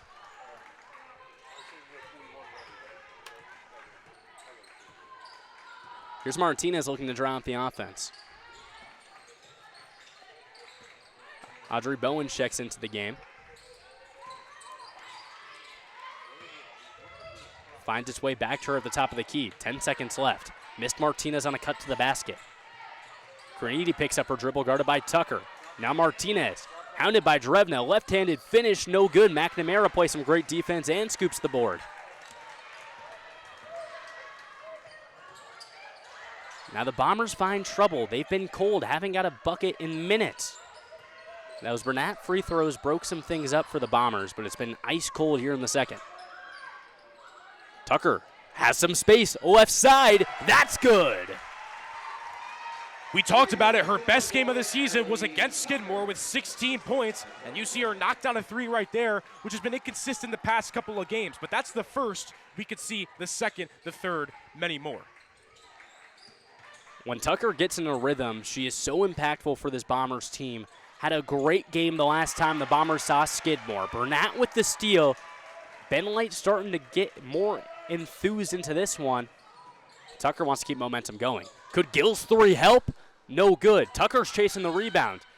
Nearly out of bounds, ball still anyone's to get. Schneider picks it up, moving in rhythm. She'll slow things down. Bombers bench begging for a travel. They won't get the call. Bostic gives Martinez the play from the sideline. Down low, Schneider swatted by Burnett.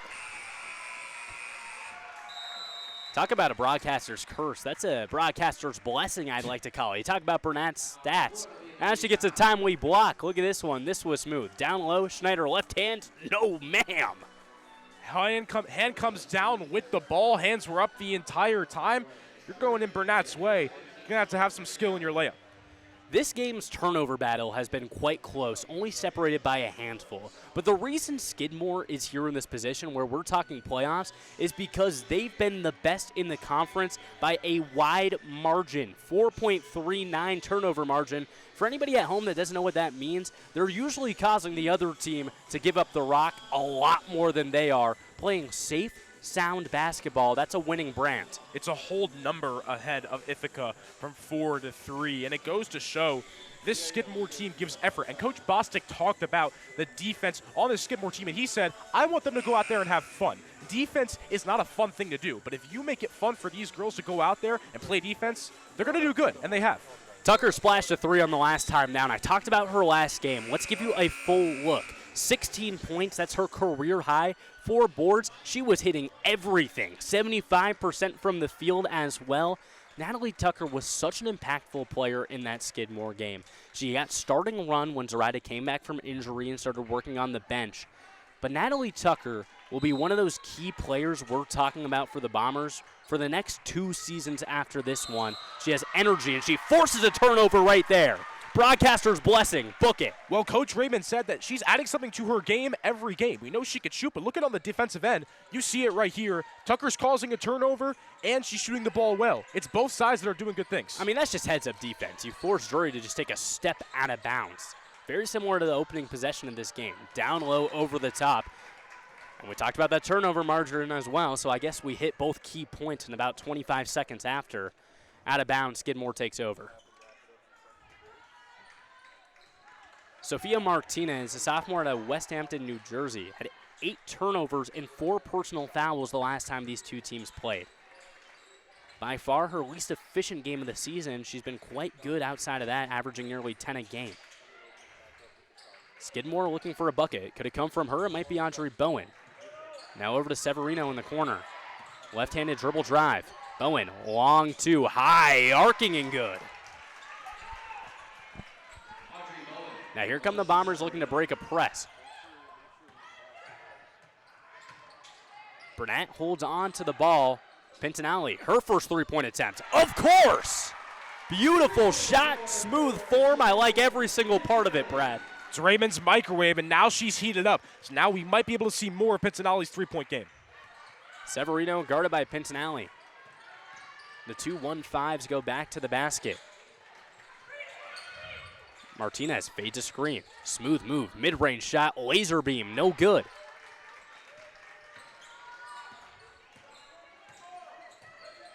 Playing tough defense on Drevna. Tucker looks up and finds the ball right in her hands. Fakes down low. McNamara, mid-range, bailout, nearly Hall of Fame, rolls around the rim. 7-point separation, 3 minutes to go here in the second quarter. The freshman Megan Drury, guarded by the sophomore Tucker.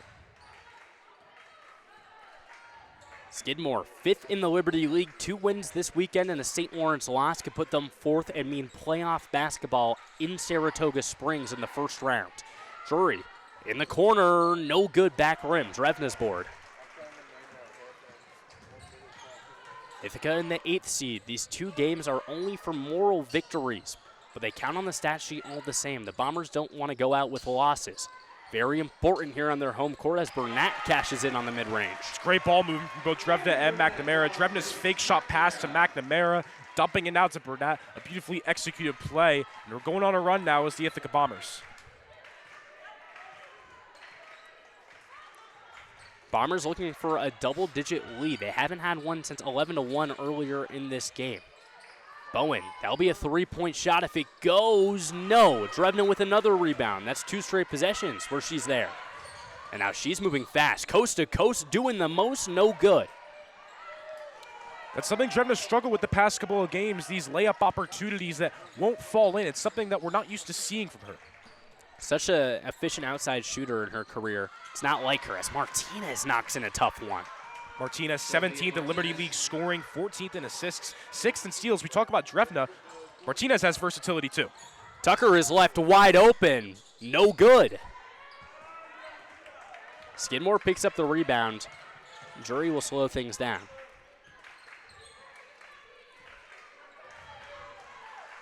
Ithaca College led by head coach Dan Raymond in his 26th season. One of the all-time wins leader in the Liberty League amongst active head coaches. Drury goes down, throws it right into the stomach of Pintinelli, and Tucker goes diving on the floor. That was thrown basically right into Pintinelli, where it was kind of just, you're throwing it right into a defender. You got to expect that to happen. Yeah, look at this here. Credit to Pintinelli. She had to gear up for that one. Drury's looking to pass it baseline. Pintinelli's there, kind of eats it up a little bit. Some substitutions for both squads. Willie Wilbur, Avery McPeak, Natalie Tucker, as well as Maddie Gill and Simone Pintinelli are the 5 on the court for the Bombers. Madison Meyer notably checks back into the game with Ruby Crop for the Thoroughbreds. Stella Cornini also as well as she receives the ball. Down low, off the backboard, no good. Sarah Hasty's back as well. Pump fake Hasty. Down low, over the top. Boy, we talk about some turnover margins, but it seems like back and forth, both teams have been losing the ball quite a few times. Skidmore's just been doing it a bit more. That's why you see the 24-17 lead for Ithaca, but Ithaca could be at more right now if it wasn't for these turnovers, and you see it right there again on an inbound pass. Some miscommunication for the Bombers. You've been using that word a lot today. Both teams here not playing their best offensive game by any stretch of the imagine, but the defense has been up to par of what you expect. Pintinelli shows some physicality. Gill hits the floor. Ball stays Skidmore. Crop goes up. McPeak with beautiful defense. 10 seconds left on the shot clock. Meyer fires a 3, no good. Haven't really seen Meyer gotten to her groove yet, and it's the second quarter about to be at halftime. A bit worrying if you're the Thoroughbreds. It's been an offensive engine throughout the season, but again, 2 for 19 from 3 over the last 10. Conference play hasn't been where she's got her buckets. Williber gets the bucket right there. Strong right hand. That's what you want to see from the first year. Strong, effective, going up and laying it in. Shot clock off. Skidmore with the ball once again. 14 seconds to go. Halftime coming up after this.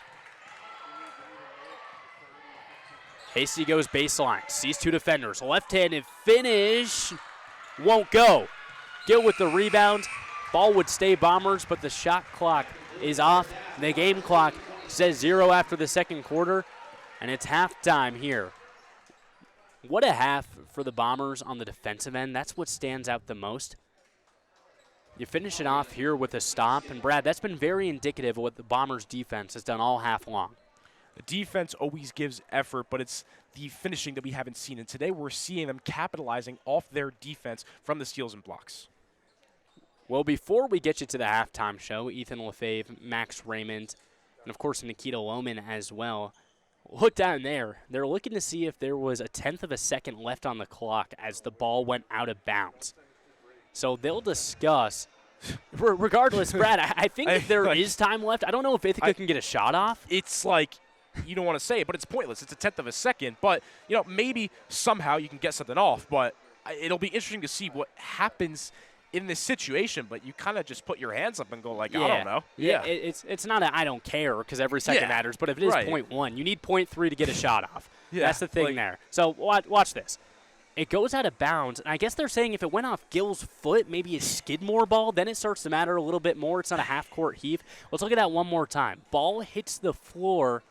Ah, man, it's a tough angle there. It could have been off the knee of Gill. It could have been Hasty getting a hand on it. It's tough to see in that tangle. It's like could have been, should have been, and look, maybe somehow you get the shot off. If you're Skidmore, it's better for you, but it's 26-17. Like, it's just interesting to see. There's not really much else to say here. They're going to the court. Nobody's going to the locker room. It's .4, so it matters. You can get the shot off. You can get the shot off. We saw Luka do that with .4 on a game winner. Let's see if it can happen here. I love your expansive NBA knowledge, Brad. Gosh. Gil doesn't even Yeah, try, and we can go to halftime. Forget about it. What a game. So Ethan Lefebvre, Max Raymond, Nikita Lohman, get ready because we're finally coming to you now. Let's get to that original point real quick. 26-17, heck of a defensive first half for the Bombers. Heck of a first half for the Bombers. We saw big effort, especially in the paint. And the front court has been a problem for the Bombers this entire season because of the height problem. But what they're doing is they're getting their hand out there and they're poking those balls away. And it's been effective the entire first half. But it's all about the second half and continuing that. And you have to hope they can.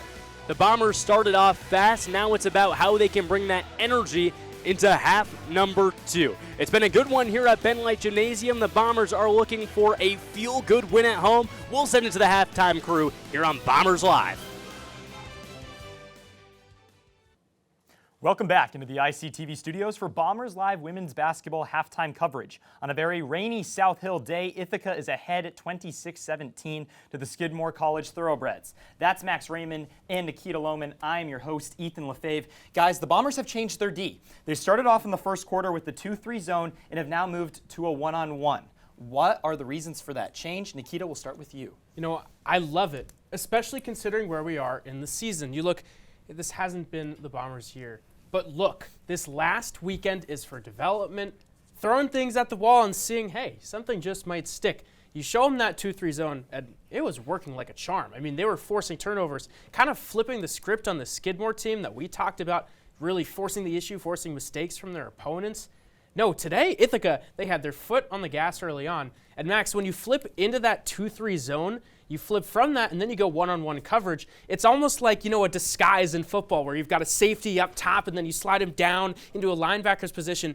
Skidmore, they don't know what they're dealing with. They don't know. At any moment, they could flip from zone to man, back to zone. You're throwing a lot of looks at them. They don't know how to adjust. Absolutely. Skidmore's really struggling with kind of finding their own groove. We love to talk about rhythm and getting to your own flow state. Well, that's what Ithaca's in, and they're doing a great job of switching up their defense to prohibit Skidmore from even having a chance to consider a flow state. Nikita, you got to love what they're doing, as well as McPeak and Burnett stepping up. We talked about the lanes. We talked about driving to the paint. Well, Burnett and McPeak denying any sort of real paint opportunities for Skidmore to go run through. Absolutely. I mean, they are that presence down in the paint. You get some of your bigger players, get them to make their presence felt. We talked about a lack of intimidators, players that really set off opponents from feeling a little bit of risk when it comes to driving into the lane. No, today there's been an issue because, for one, if you drive down there, you're probably not going to get a great look because there's going to be a contest. And even if you do, before you even get down low, the ball might get stolen because Ithaca's aggressive. They're hawk-eyed. They're ready to jump, almost like they're trying to get a pick six on defense. Absolutely. The ball hawk mentality is out. We saw Natalie Tucker forcing a great turnover. This Bomber squad's going out there looking to play, and they're making plays, and it's all up and down the board. You saw Tucker; she had a big-time three as well later on in that second quarter. So everyone up and down this roster, they're getting reps, getting opportunities, and they're making plays. Guys, that's enough about the defense. I want to talk about the offense. It's been a game of runs through the first half. We saw Ithaca get their turn right as the first quarter opened up. And then in the second quarter, Skidmore kind of put them on their heels with their run. What have you seen from this, and how do we think this is going to impact the rest of the game? Max, we'll start with you. I think that it could be a potential kind of tell of what is to come as this game kind of moves back and forth. But I think a great kind of answer to why we kind of saw these runs was that change in the Bombers' defense. And I think that there was maybe a little bit of confusion and a mix-up of, are we sticking with zone? Are we switching to man? I think maybe Skidmore started to pick up on the zone, and that's why they went on the run, and that's why Ithaca switched to man. Either way, Nikita, it was back and forth, but the Bombers, they certainly went on a run to finish it. Yeah, they sure did. And I love what you said about Skidmore trying to finally get some comfortability, and then Ithaca switches on him. Again, at the flip of a dime, you don't know what to look for. Now Skidmore, they're in the locker room for halftime saying, well, we don't know. Are they going to come out in zone? Are they going to be one-on-one? But also going back to your point about the runs, back and forth, flip-flop, the big reason for that, it's what we've mentioned. It's the turnovers, because that's the quickest way that the game can snowball on you, because the best offense is great defense. You steal the rock, you get downhill, you get 2-on-1, 3-on-2, whatever numbers advantage you want. Ithaca was able to foster those opportunities early. But look, they're not blameless in the turnover game. There's been a little bit of sloppy play. You had a run in the second quarter where the Bombers had the lead. The momentum was kind of in their favor. They were up, I want to say, by 5 points. And then you saw a pair of costly unforced turnovers, which flipped it back to Skidmore. Nikita, you talk about the turnovers. I think it's now that we turn it on over to our Liberty League men's analyst, Jonathan Falco. Falco, what do you have for us? Thanks, Ethan. Although one half of action is done across Liberty League, none of these games are out of reach yet. To paraphrase a certain Super Bowl winning coach, you can't win in the first half, but you absolutely can in the second. For now, let's recap the first half across the Liberty League. The number 3 seeded RPI Engineers are looking to create some space in the standings as they lead number 4 St. Lawrence 30-25. Stan Smith is shooting for the Stars in this one, scoring 11 points in the first half. We have a tight matchup over in Geneva, New York, as William Smith is knotted up at 21 with Vassar. A lot of game left to be played, though, with both offenses feeling nicey so far. The RIT Tigers are taking control against Bart early on, up 35-15 on the Eagles. Caroline Henderson and Sydney Pearson have 8 points each, and the Tigers' offense is rolling early on. Lastly, miracles could happen for the Clarkson Golden Knights as they're only down by 1 point against number 1 seeded Union. 34-33, and Addie Key is looking to find the keys to victory in this one, scoring 14 points thus far, and a lot of action is still left to be played. We had a miracle on ice, maybe a miracle on the hardwood in that one. A lot of back and forth action, but it's time to flip it back to the guys at the desk. Gentlemen? Falco, amazing insight as always. But guys, I want to talk about the young players that have contributed in this one. Let's be honest, the young guns have really came out in this one for both squads. Nikita, what do you think, and who's your pick? Well, you know, I think what I've loved about this game so far is, again, on the theme of trying things out. You try out a new zone. You give these young players opportunities. One who has flashed, caught my eye, Simone Pintinelli. We talked about her before the game. Dan Raymond calls her his microwave. She's been heating up a little bit. She hit a big 3 there in the second quarter. Another one, Max, Mary Burnett. We talked about her defensive impact, but, you know, I think she's kind of trying to step out of that comfort zone a little bit. We've seen her pull up, take some 15-foot jumpers, try to get some more activity. We've talked about her defense, but now's the time to see and stretch, see what you can do offensively, because, look, these games are about development and getting more reps. Absolutely, and for me, I really like Natalie Tucker. She's going out there. I talked about her in the pregame as my player, as a pick to click. And I'm going to stick with it. I'm really going to stick to my guns, stick to my guts. She's already showing up and making some great plays in the first half. I think that's going to continue and move on into the second half. Yeah, Max, if it ain't broke, don't fix it. We've seen those opportunities. We've seen the looks get better and better. Natalie Tucker, those 3 balls, they've been falling. Even the ones that aren't going in, they've been great looks. Mary Burnett, defensive impact. And I'm going to give myself a little pat on the back, Simone Pintinelli. We saw that 1-3. I still think we're going to see Zoraida Ikabalseta give her some great looks to win them the game.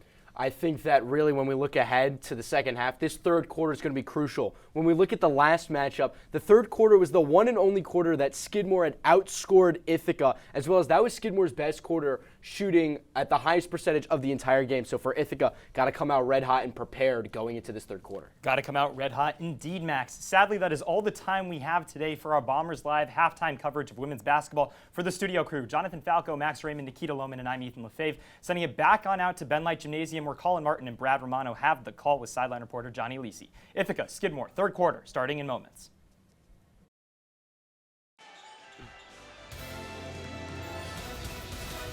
Some big shots in that first half of action has led to a 26-17 Ithaca Bomber lead, but in a large part, it's been the defense as well. Ikabalseta came flying in. She's been doing it all game, and we're back here on Bombers Live for half number 2. In one of the only scenarios in Liberty League history, you can say the Bombers have a chance to play spoiler. I'm Colin Martin, Brad Romano back here for half number 2. Brad, we talked about in that first half the turnover differential. It's been one that leads Skidmore away all season long, but now the Bombers are winning it? It's like hot potato, Colin. I'm serious. It's turnover after turnover. 6 turnovers for the Bombers, 14 for the Thoroughbreds. This Ithaca defense has been causing havoc, especially in the front court, but they got to keep it up in the second half. Well, Bombers fans, you deserve an apology because in the first half, you didn't hear from the third member of our broadcast crew. That is unacceptable. We're going to send it down to Johnny Lisi right now. We hope we can make it up to you. Johnny?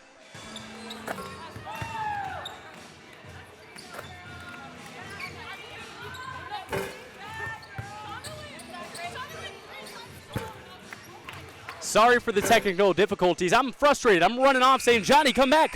But Not the case. We're going to try again later. Thank you, Johnny. We'll get that sorted out. But in the meantime, it's just me and Brad up here, and it's just Ithaca Bomber basketball getting ready to be played. Ready for second half action in a game that is not going the way we thought it was going to go, but not in a bad way by any means. But this Bombers team, as we were saying for pretty much the entire time, has been causing turnovers. But Skidmore has a lot of opportunities at the rim, too. Well, Tori Drevna in that first half, 7 points, 3 for 11 from the field. And Tori has been such an incredible player. We showed you earlier in the broadcast, she's top 10 in about everything. But it's a new year and not really a fresh start for Tori. The three-point percentage has gone up, but she's been lower from the field. She's dropped in points, dropped in assists. The defense has gone up. You can tell it just by the steals alone.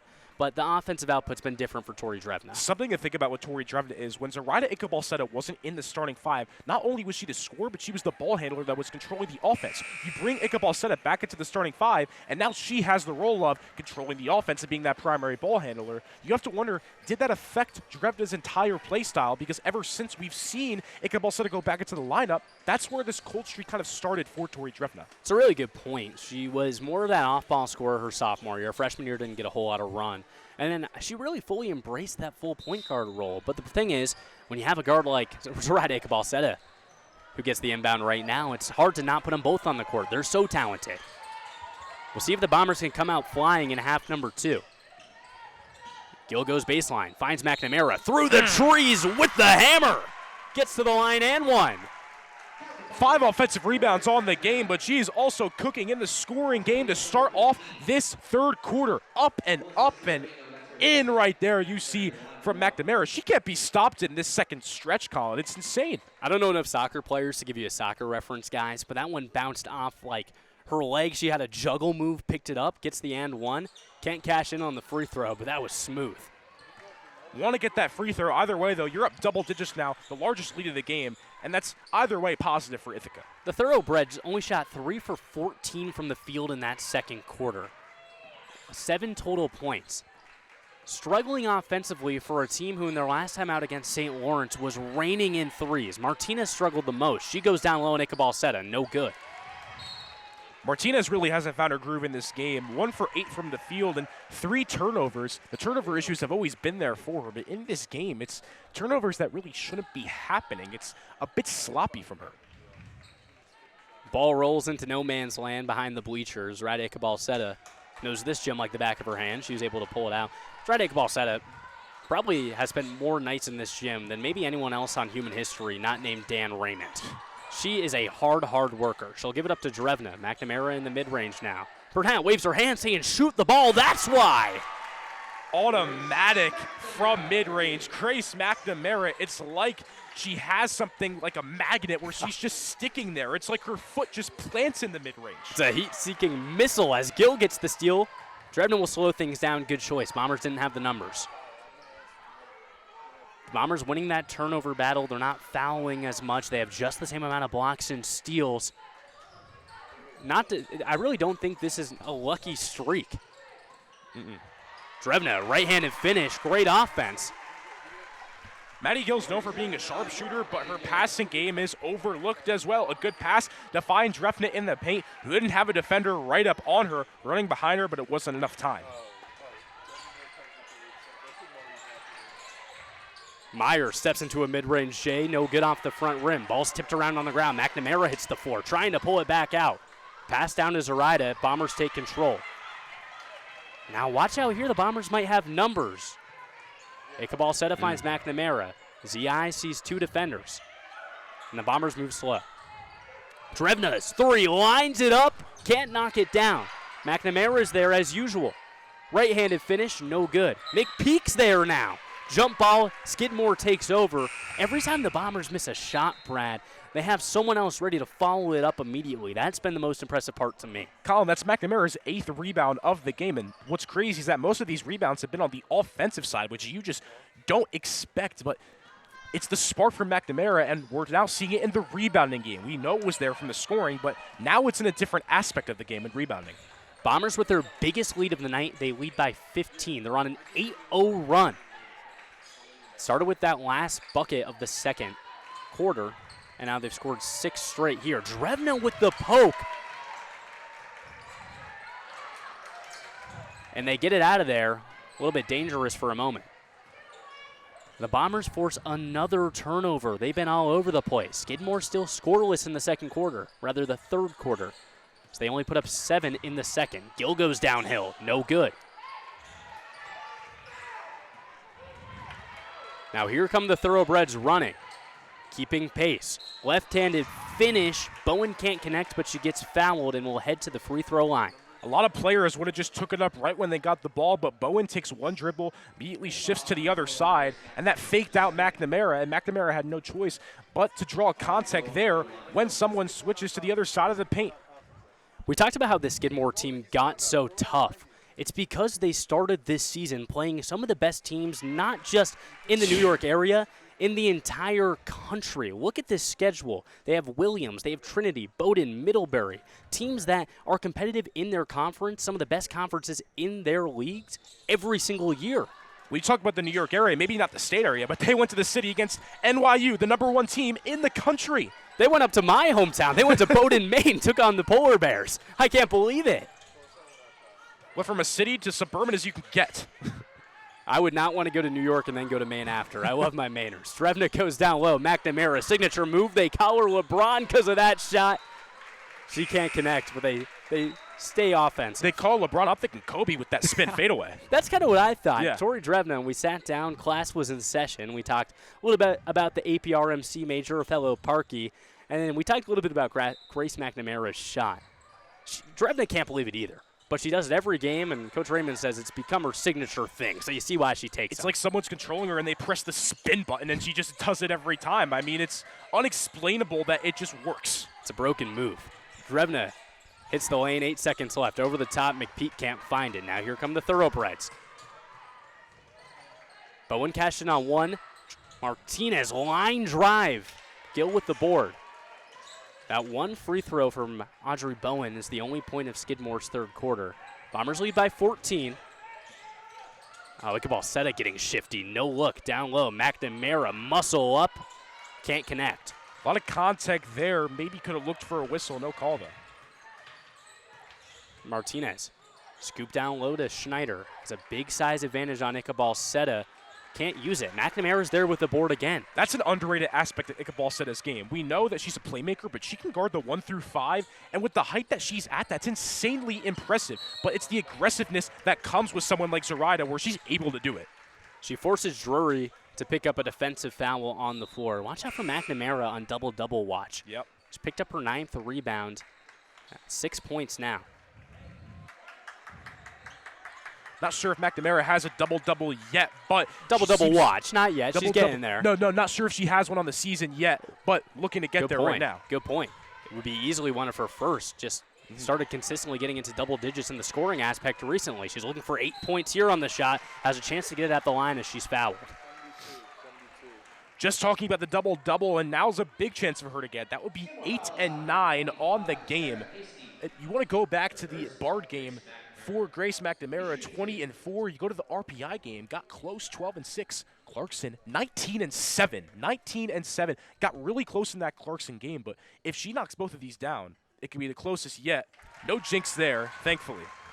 I would have been mad for you. Yeah. GMAC gets to the line, averaging just about 8 points a night. The boards have gone up and up. She's touching double digits time and time again. That might be a category that rises heavily in 2026-2027 when she's a senior. Very efficient as well, 49% from the field, which that's very good for Ithaca. She's 49% from the field when she takes those crazy mid-range. She's not scared to take a jumper, right? Yeah, 49% from the field, and you think, oh, she's just taking layups. No, she's taking shots that Coach Raymond says, oh my gosh, why are you taking that? And then she takes it, and he's like, oh, okay. When you're taking inexplicable types of shots, but you're shooting darn near 50%, that's why you get to take them. Yeah. Hard illegal screen on the ground. Pincinelli's picked up off the court by Tucker. The Bombers bench cheering, and here's why. This is hustle. Tucker stays on. Pick move from Meyer. Pincinelli hits the deck. Look at the teamwork here. She pops right back up, not even thinking about it. I think the reason Meyer was confused there is I don't know if she was even trying to do a screen in that scenario, but it was kind of made for her to fail in that situation. It's kind of those rub moves on the handoff. It can be difficult. Burnett nearly loses it. Quick pass to McNamara is picked off. Hasty checked into the game just a moment ago. She gets the steal. Meyer looks down low. Hucks up a three, no good. It's Burnett's 6th rebound of the game, 6 and 6. Not the only one on double-digit watch is McNamara. Burnett can get there too. Bombers setting up the offense. It's Tucker, Pintinelli, Burnett, McNamara, and Gill. Finds Pintinelli, deep three, and the contact! That popcorn's popping in the microwave. Those chicken nuggets, they're getting hot. The microwave is done. Pintinelli's got 2 in a row. Count it, 2. My goodness. I might want to call her the air fryer because she gets hot out of nowhere. She's not in her head. Deep three, way downtown, and the contact. Oh, boy. You saw that head go back. Clear contact there. But that's what you want to see from Pintinelli. We know that that's what she's capable of, knocking down threes after threes. And it's raining and it's pouring, Colin. But Pintinelli's not snoring. Feeling a little bit of swag as the Bombers are knocking on the door of a 20-point lead. And this game actually means a whole lot for Skidmore as well. Skidmore currently 5th in the Liberty League, trying to make that playoff push. They're locked into a spot, but they could fall down to 6th. They could jump up to 4th if they win these two and St. Lawrence drops one. Now, the Bombers are outside. It won't mean too much to them. But if you look at the Liberty League standings, Skidmore is in a dangerous spot if they drop both this weekend. It doesn't get easier after this. They have RIT next to 2nd in the conference. Union has been so exceptional this year. Outside of that, Barden, Williams-Smith, well, they've been beating up on each other. Clarkson had a pretty solid season. You saw them the last time you tuned into Ithaca basketball on Bombers Live. And then RPI and St. Lawrence having signature years above their usual pedigree. It's interesting, because Ithaca, this entire season, we have really not seen this play at all. And now we're seeing it, but they're eliminated from the tournament. But you still, going back to that pregame, it's games like this where you have to give energy, because think about next season and the players that are coming back, that are playing another season after this. You're going to want to ride off the games that are this recent, and this is going to be one of those games where going into next season, you're going to have momentum. Yeah, Brad, you asked for this. These games, well, they can't get you into the tournament. If you ask anyone on the roster, you'd probably rather win 7 Liberty League games than 5. Yes. You don't want to go out and lose these. Yeah. For the seniors here, it's their last time. For the underclassmen and juniors, it's, hey, how do we build towards next year? It's exactly what you wanted. Yep. And the Bombers have made this one a game that surely counts. Skidmore still ice cold. Only 1 point in the third quarter. Meyer has a chance to make it 3 as she gets fouled by Natalie Tucker. Tucker had the right idea of getting her hands up, but they just didn't get up there in time where, Meyer was just able to get up there and draw contact.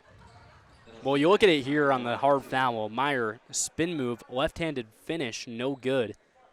But she gets fouled on the floor.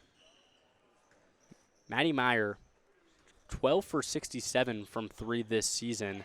Struggling as of late. I keep mentioning that 2 for 19 in the last 10, but it's so uncharacteristic.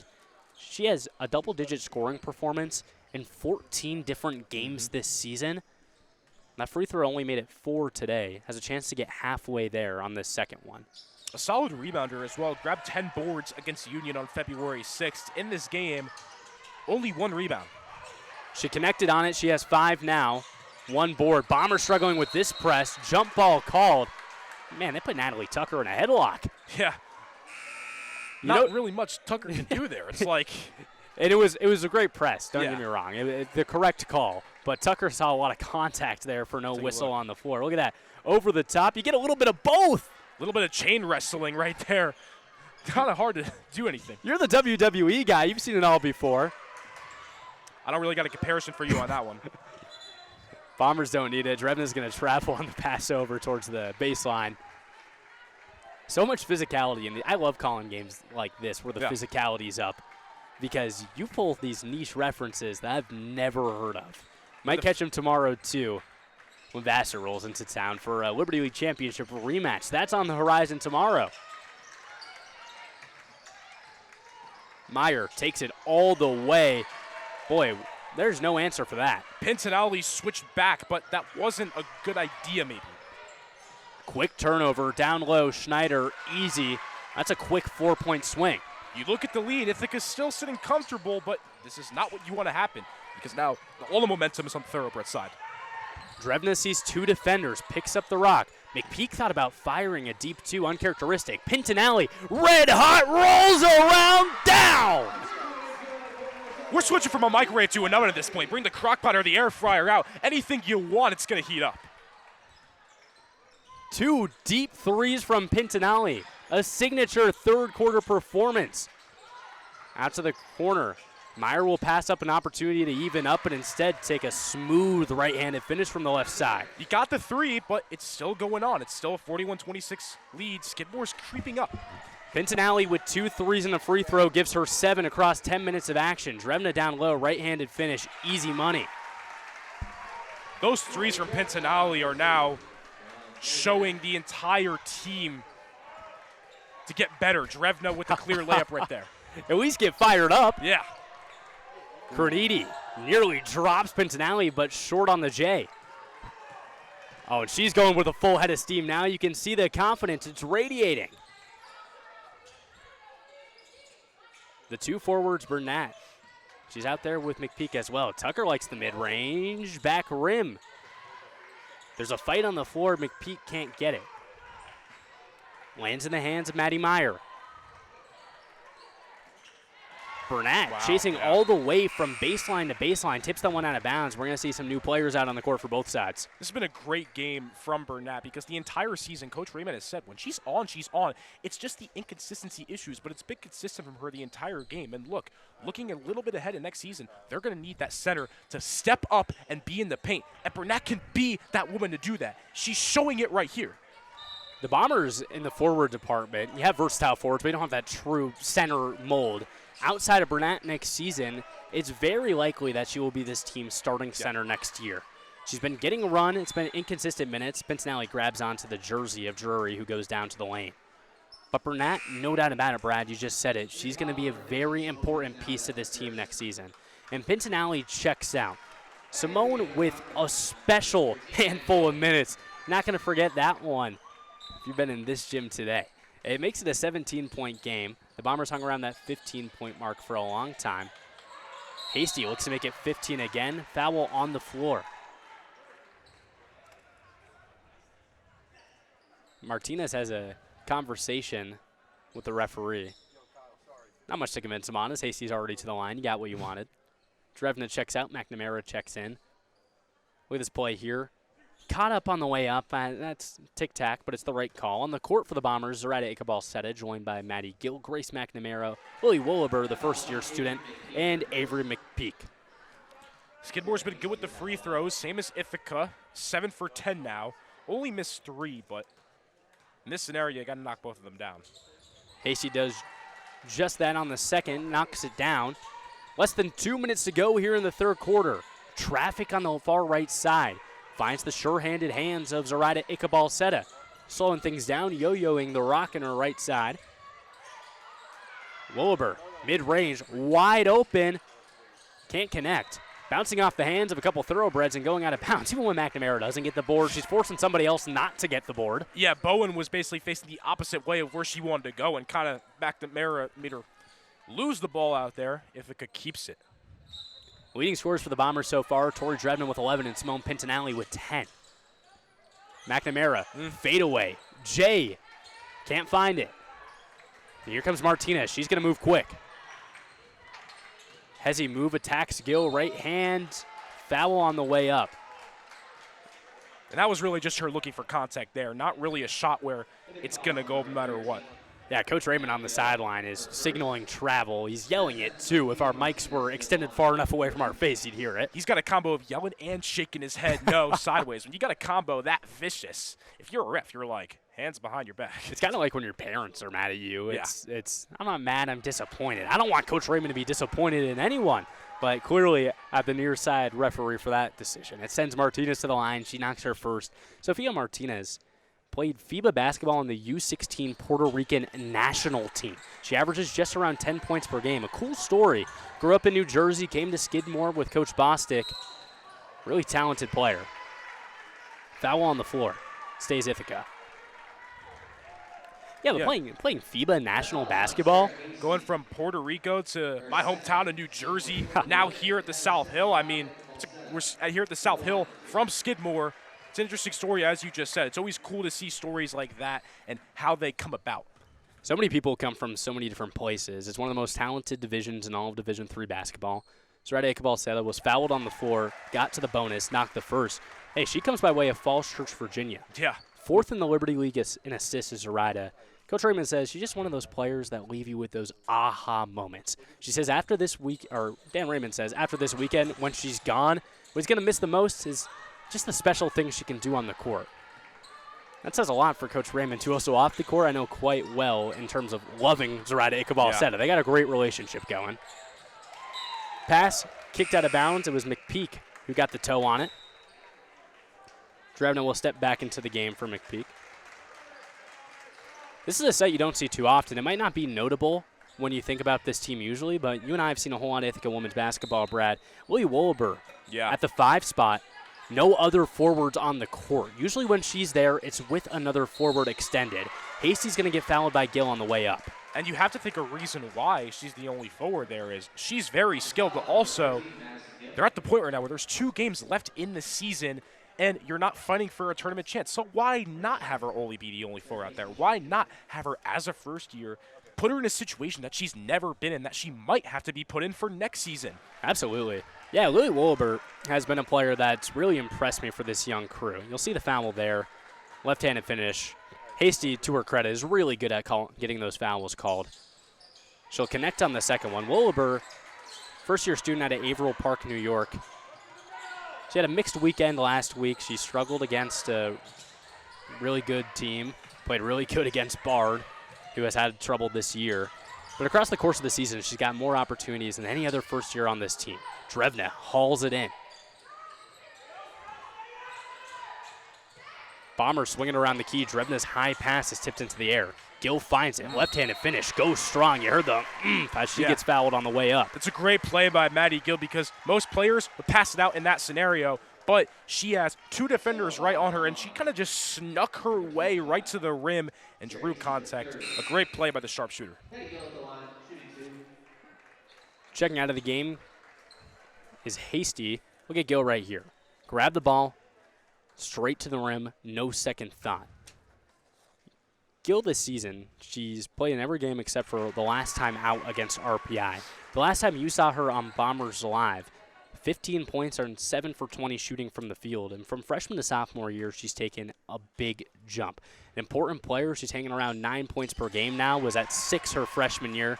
3-point jump goes a long way. I'm not a statistician, but if she can get that up to about 15 her senior year, it will just only make her one of the best players in the conference. She could be a big second scoring option when she's on. It's just a matter of being on a consistent basis.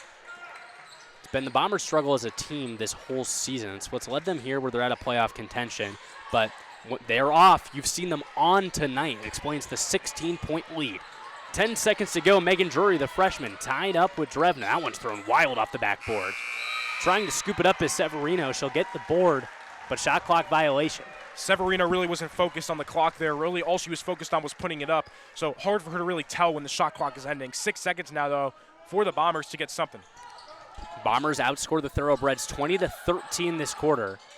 Not showing too much aggression to fire a shot off. McNamara might have got fouled right there. She'll just hold on. Not really sure what they were trying to do there. Obviously, you're not worried about getting a shot off at the buzzer when you're up by that much, though. 16-point lead as we head into the fourth. And the story of this game has been Ithaca's defense, but the player that stands out the most is from the offensive end, Simone Pintinelli. Yeah. What a game for her. The most excitement, the most pop you've really heard in Ben Light Gymnasium all year is because of Simone Pintinelli. And here's her progression from last year to this one as a sophomore. Moves from 7 to 20 games played. Of course, the minutes skyrocket. Points are up. She's taken way more shots, and she's understanding her role on this team is to be a well-balanced player, but where she shines is from deep. She's taken a lot more threes. That's what she's known for, that three-point shot. Another thing is, when we were talking about the leading scorers in this game, if you were to tell me 10 minutes ago who was leading, I would not be saying Pintinelli at all. And then not even 2 or 3 minutes later, she's one of the top leading scorers in this game with 10, just like that. It's crazy to see how much it switches when she's on. It's just incredible to see. We should probably give some insight to the fans who maybe this is their first time tuning in. We talked a lot about microwaves and air fryers and ovens. Well, this comes from a comparison that Coach Raymond made about Simone Pincinelli. He called her a microwave. You know, it's not on all the time, but when it heats up, it is dangerous and it happens in an instant, and we saw it firsthand today. Well, I was saying earlier, I think at this point we might be getting better than a microwave with how much she has heated up in this situation. Like, the threes are not close either. These are deep range shots. And 1-3, a 4-point play, you don't see that often in any basketball. Incredible stuff today as the fourth quarter, and now live. Andre Bowen flips over to Meyer on the left side. She's guarded tightly by Iqbal Seta. Severino gets fouled. Now Gill is starting to get her way into foul trouble. That's going to be her third tact, but they've all been in the last 2 minutes of game action. Kind of an interesting moment right there. You can't really hear it from where we're at, but Maddie Gill is, frustrated, puts her hands in the air, and Coach Raymond says, don't let her get there. That's a point of emphasis there. Even with a 16-point cushion, we know how games can flip on their heads. The Bombers, last time out against RPI on the road, were outscored by 20 points in the fourth quarter. It's not just something that happens. It's something that has happened recently to the Bombers, so they got to stay in tune here. In situations that it's not going your way, you don't want to have the mindset that it's not going to continue to go your way. Drevna, McNamara, fade away, Jay. Gosh, she is so good at that shot, but hasn't connected on the last three she's put up. I don't know if it's just you, but in my mind, I think it's automatic every time. Now here come the Bombers running. It's McNamara and Drevna. Two-man break. She'll hold up. Pass it down low to Mac. Drevna. To Gill. Now no numbers. Ryder will hold off. Still that same lineup with Wolber at the 5 spot. 10 seconds left in the shot clock here on the offensive end. Bombers get the switch. Iqbal Seta fires the three. Come on, downtown. Splash money from Iqbal Seta. Everyone is raining threes right now, and the momentum's at an all-time high for the Bombers, maybe the most momentum they've had all season. Bombers shooting 6 for 19 from the three. Drevna and Schneider get tied up there on the floor. They're both smiling. I think each of them thought that they were at fault with each other. They were both doing the thing where you put your hands up in the air and say, it can't be me. I can't be the one fouling, but then they're kind of both fouling in that spot. Hands up in the air like you just don't care, but in reality, they both cared. They both cared quite a bit, but the smiles would make you think maybe not. It's a foul on Drevna. Checking out of the game is Lily Wolber. Avery McPeak, the senior captain, back in. Stella Carnegie, freshman. Backward almost. Yeah, gets the McNamara switch, nearly pushed her back.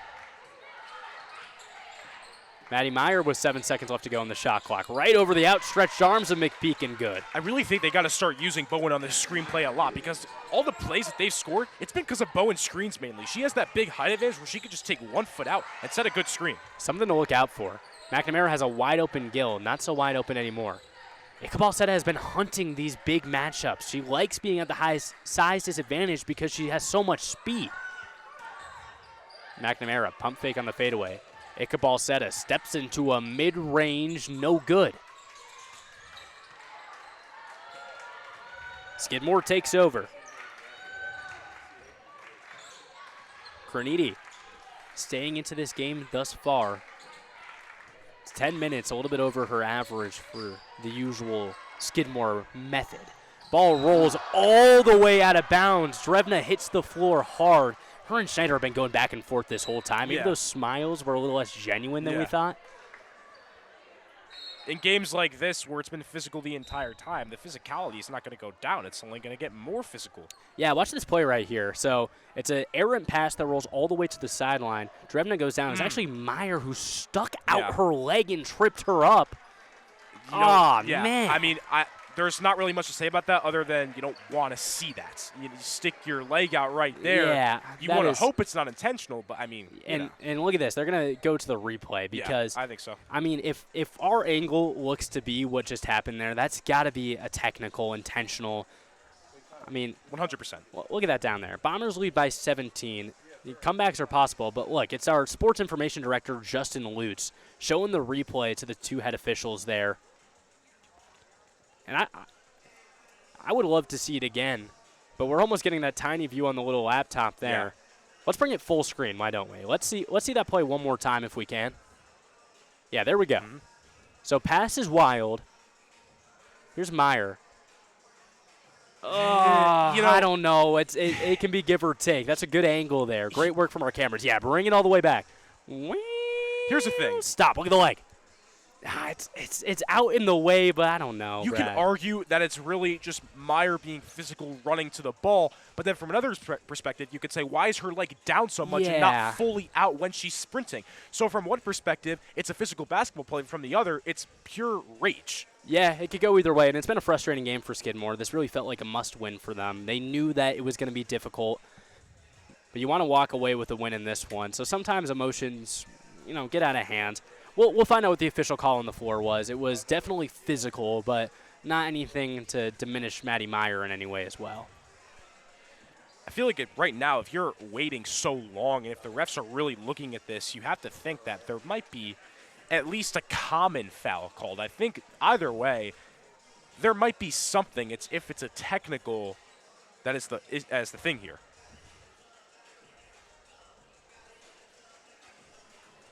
Well, they huddle up. We'll talk it over.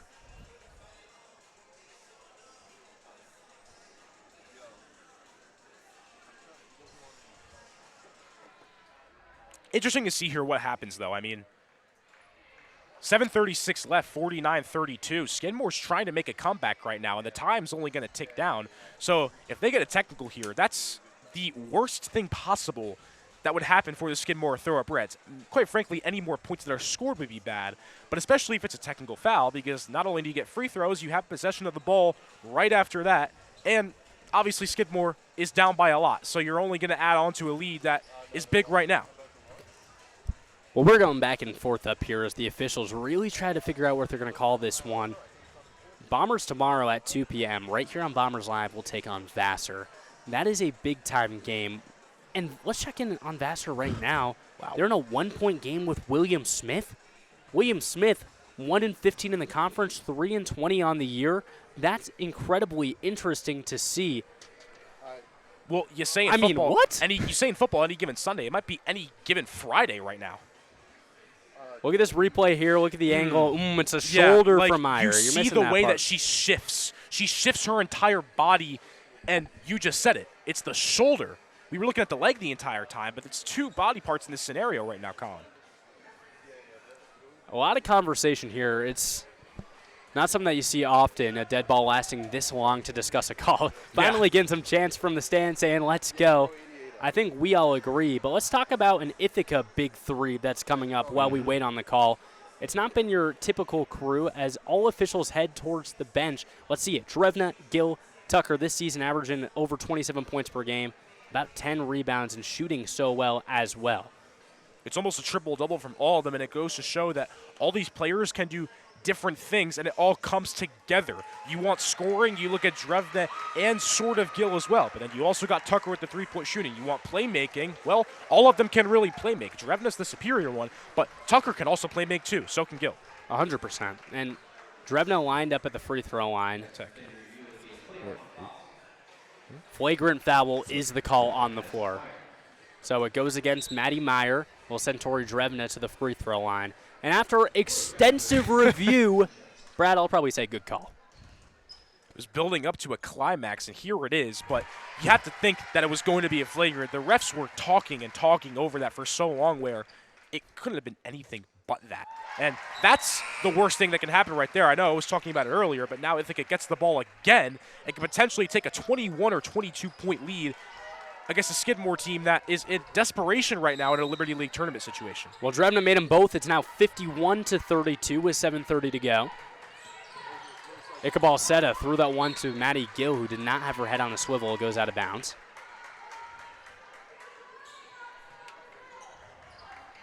And I'm keeping my left eye on the game, and I'm keeping my not-so-good right eye on Vassar William Smith, which is now 2 points separated.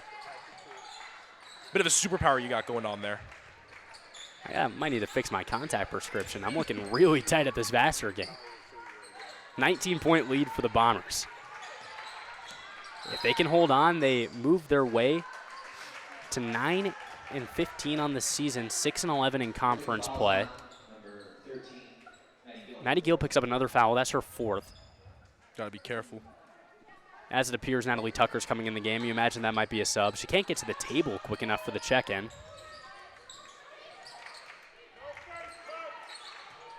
15 seconds left on the shot clock. Martinez pushes Iqbal Seta back. They'll call a hand check on Zoraida. It's been a tit-for-tat sort of game. Both teams staying very physical. And that is Tucker who checks in now for Maddie Gill. Look at the replay here. Martinez, Hezzy, pushes that arm off on Iqbal Seta. You know, a lot of this broadcast so far from me has been talking about calls and stuff. I haven't gone to referee school. You know what's funny? I took referee class. Who was my professor? Dan Raymond. He actually taught me a thing or two about how to referee a basketball game. We might have to chop it up about that after. I know someone else who was in that class, too, not so long ago, and that's Johnny Lisi. Johnny so Lisi. You guys both got that in common with Coach Raymond. I'm the only one left. I think I might have to do it now. You might need to sign up next semester. Haven't heard from Johnny Lisi yet. Down on the sideline. We're hoping in that next media timeout we can get to him. It's a left-handed layup cashed in by Severino for Skidmore. And you like to see the energy from the Skidmore bench there, not giving up, really cheering on their teammates. That's what you need to do, but there's Grace McNamara. Josh Allen type full court heave. And now here's a girl that can throw a deep pass. Zoraida with a dime. You want niche references. Cavs Wizards, Kevin Love, deep ball pass to LeBron at the buzzer. There's another one for you. That's a little over the head, too. Wow. Severino comes off a screen.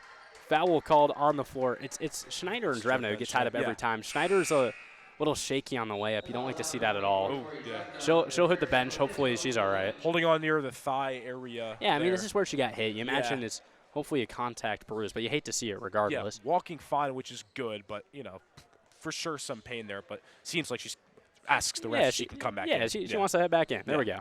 Good stuff. Well, she got to shoot her free throws, of course.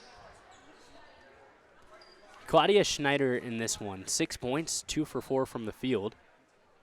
And I told you I was keeping my eye out on that Vassar game. They win by 2 against William Smith. Vassar is a team that is hunting to stay in the Liberty League playoff tourney. It's funny because you have Ithaca and Skidmore that are both kind of resetting, but so is Vassar. Vassar is also known to be one of those top Liberty League teams, and look where they are right now. It's a complete shift in not just these two teams, but the entire conference. Yeah, I mean, you're completely right. Vassar will be in this gym tomorrow. The last time they were, it was when they were the 2 top teams in the Liberty League. They took on a Liberty League championship. It was a game that went down to the wire. Vassar held on against the number 1 seeded Bombers. Now tomorrow, Vassar will be locked into that 6th seed as McNamara gets the layup. Is this basketball or football? We're seeing quarterback passes nonstop. McNamara is right there to finish it. It's simple but effective. Now a 20-point advantage for the Bombers. Yeah, well, tomorrow when Vassar's in here, important to know, I mean, they're going to be fighting for that last 6th seed, potentially 5th seed. It's going to be an important game. McNamara's got a double-double now on the game. So she did get her first one of the season, and it'll be one to remember for her. Drevna slows things down.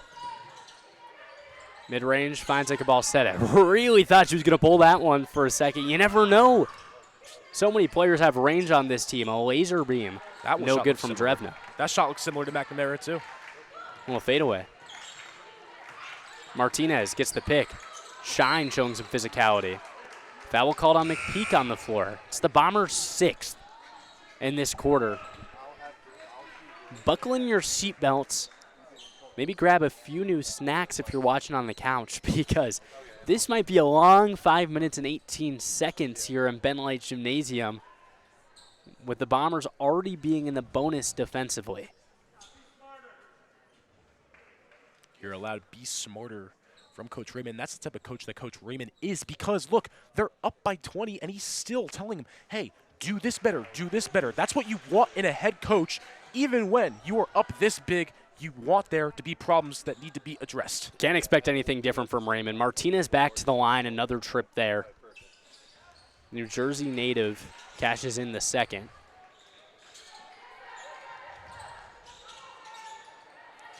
Bombers break the press. Martinez gets a foul on the ground.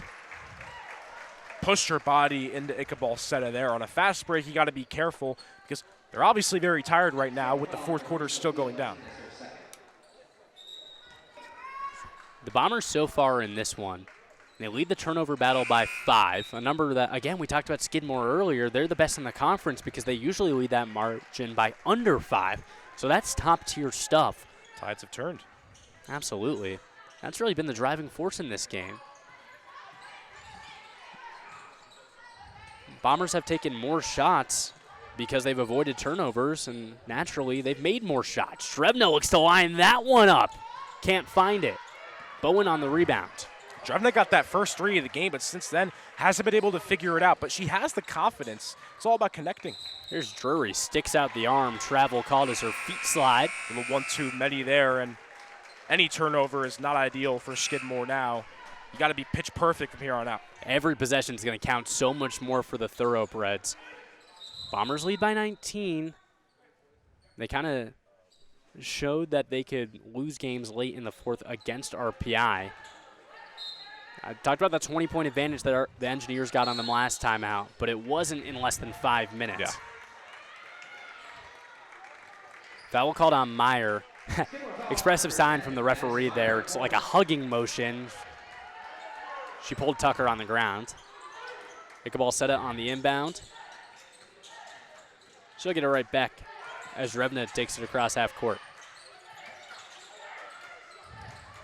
McNamara down low. What's she going to do? You already know. Can't connect. Here's Drury, moving fast off the foot of Zerata Cabalseta. This Bomber team in the Liberty League is now going to have their wins be 2 over William Smith, 2 over Bard, and if they can hold on today, 2 over Skidmore. There's Drevna on the pickpocket.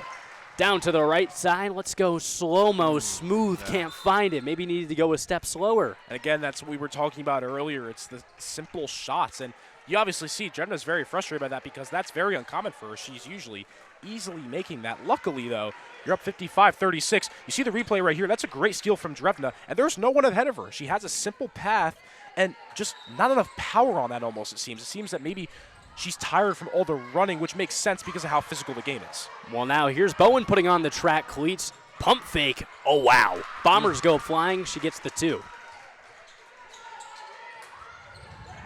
Now Cabalseta sees 2 defenders. That one falls out of bounds. Stays Bomber direction. Colin, it felt like 10 minutes ago there was 5 minutes left, and now it's 4:06. I mean, I told you, man. Yeah. Well, there goes Drevna towards the bench. Simone Pintinelli checks back in.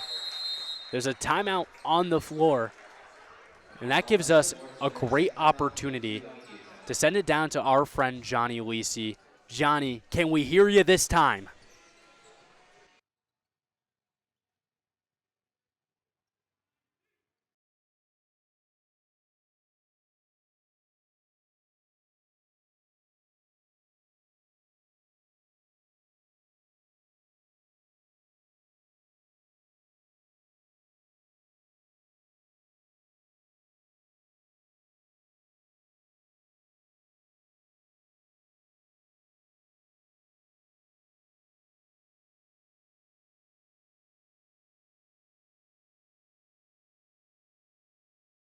Finally, so good to see Johnny Lisi down there. Pleasure as always. Colin, our day was going great. It's a great game. It's a great vibe. But then you bring in Johnny Lisi into the equation, and it just makes things a million times better. Someone that just lights any room. Great stuff down there. Sorry for the technical difficulties earlier. We can give you our Scouts promise that tomorrow will be a much better day for Johnny Lisi fans. But for Ithaca Bomber fans, they have a smile on their face. They lead by 17 against a very talented Thoroughbreds team. Skidmore this season, if a loss here occurs, they fall to 11-13, 9-8 in conference play. They're still going to apply the press. Tucker gets caught up. Drury tips it back. Meyer finds it, runs into McNamara. Foul called. Some frustration there, and rightfully so. You get into a full court press break. You cannot pick the ball up in 4 spots. It's the corners. The corners of the half court and the corners of the baseline. That's where Tucker got caught, and they're going to pull her for that one. Meyer foul trouble with 4 fouls on the game, and although time is ticking, still your best player arguably in foul trouble is not what you want. Yeah, the Bombers ran into that problem just a couple of minutes ago. Gill picked up her second, third, and fourth, just about in sequence, one after the other. Meyer knocks in the first, and yeah, I mean, she's going to still run all around the court, but let's say McNamara stood straight up. Yeah. That's her 5th foul. You never know. And you could say the reason for the fouls is the physical defense, but it's also these women are tired. It's been physicality after physicality where it's just going to wear your body down. You can't do anything about it. And maybe they're not even doing it on purpose with these fouls. They're just kind of bumping in because they have no choice. Brad, watch this. New Skidmore press. They're not doubling up until they get to half court now because the Bombers have struggled there. Nice bounce pass from Pincinelli. Breaks it on that occasion. And that's cool from Coach Bostic. Maybe for the next game tomorrow, maybe this is what they can do. Test it out late in the game. It's all right, see, after this. Pincinelli was wide open in the corner. I threw my hands in the air already. Instead, Burnett gets to the lane and fouled. You can argue this is Burnett's best game of this season. 6 points on the game, looking to get 8. I believe 7 rebounds now from Burnett. A good play. And you see it right here. Burnett catches it, puts it right up in the air, and again, that's where the stamina comes into play from the Skidmore defenders. 6 points, should be 7 boards, 3 assists, 2 blocks, and a steal.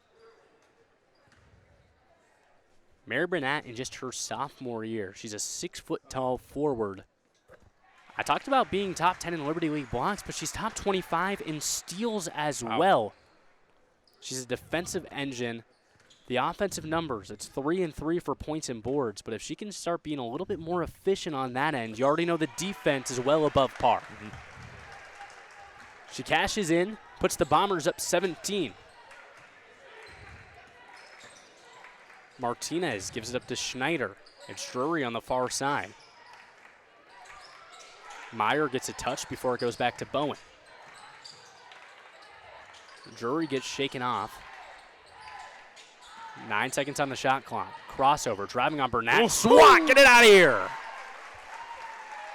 Burnett really didn't even have to do anything. The hand up in the air, tilts it down a little bit, and it's right out of there. Look at this play right here. Burnett is right in the paint. Look, the arms are up already, and she didn't even have to bend down or really anything. The arms just kind of stayed in the same position they were in. Got to watch the scouting report. You can't fire those shots up near Mary Burnett. Martinez. It's picked up by the Bombers. Martinez has struggled from the field today.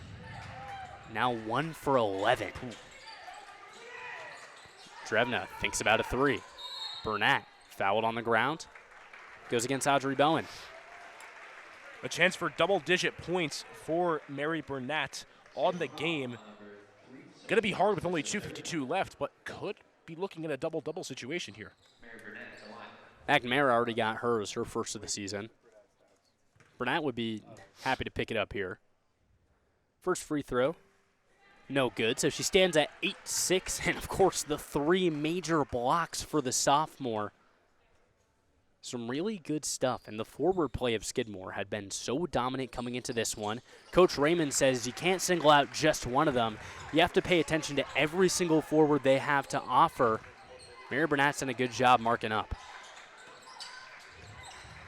Burnett now has the most points she scored the entire season. It was 8, now with 9 points on the game. That's a career high for her.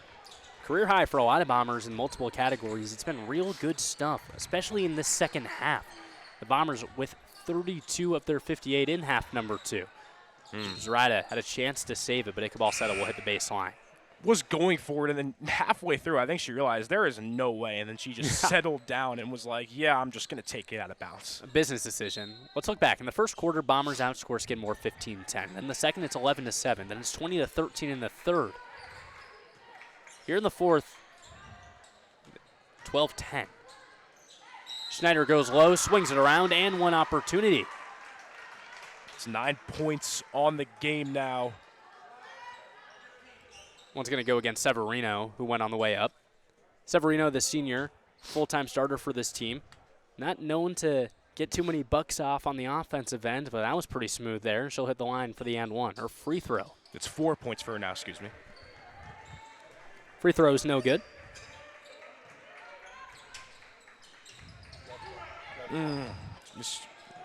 Yeah, you could hear it there, Brad. Missed opportunity on the offensive end. 2 minutes with a 16-point disparity. The Bombers tomorrow will be back at home. We'll be back on Bombers Live. Burnett with another one. On. No. Like that was, Colin, that was the latest whistle I've ever heard. Well, you can blow the whistle whenever. I got to see this replay. Man. Let's pull it up, Bombers fans. Mary Burnett looking for number 4. Yeah, let's pull it up here. Martinez goes up. Burnett swings it down. Yeah. I mean, no, here's the thing. That's a clear foul. You see the touch on the hair, but you wanted that to be clean. But when we both heard that whistle, the exact same reaction of disappointment. Everybody in the gym wanted that to be clean. I think even Skip. Nah, probably not them. Martinez gets back to the line. She's 1 for 12 from the field now. Got it. Couple substitutions on the court as well. Burnett getting a well-deserved rest on the bench. What a game from her, Colin, though. I mean, arguably, I don't even know if it isn't arguably her best game of the season. It's just great. Nothing bad to say. Well, if you told me that, that's a foul immediately on the floor, they're going to get into the bonus there. Quick decision. Yeah, you see Bostic's kind of just like, what's going on? Yeah. Yeah, like what are we doing? Why? Well, yeah. to finish the thought there, if you told me that the 2 most impressive players in this game, excluding Grace McNamara, because at this point we've learned to expect that, were Simone Pitznelli and Mary Burnett, you would not think that would be a dominant winning effort, but that's what you're seeing so far. Those 2 really came to play. 2 players that, again, are going to be really impactful next season. We talk a lot all the time about the depth of this Ithaca Bombers team. Oftentimes, the depth isn't really showcased with the players on the bench. This was the game where that was showcased. We knew Pitznelli was Raymond's microwave, but now she showed why she's the microwave. We knew that Burnett had the potential to be a great defensive player. Now she shows why she's a great defensive player. It's big prove-it games for these 2 players, and they sure as heck proved it. Absolutely. Ichabod said it goes 1 for 2 from the line, makes it a 15-point advantage for Ithaca. 1:30 and some change to go. And Ithaca will be very happy with a home dub. Schneider won't let it go that easy as she forces McPeak to foul, and she'll head to the charity stripe. Just going down the Skidmore stat board, it's not too impressive thus far. I mean, Schneider's made an impact. She'll get to the line right there. Had McPeak's back to the basket. Yeah. First free throw attempt is no good. Well, Meyer led the way in scoring with 13. But you saw the flagrant foul, and you saw she's been in foul trouble all night. Not going to be one of her favorites. Schneider has 7, looking to make it 8 on this free throw. Bowen has 7. That's really about it from the scoring production. Colin, I think a big thing to highlight for Skidmore is they have not made a single 3 in this entire game. 0%. I was just thinking about that. I didn't want to look down at my stat sheet in the moment. I was actually thinking about what my favorite Skidmore 3 was.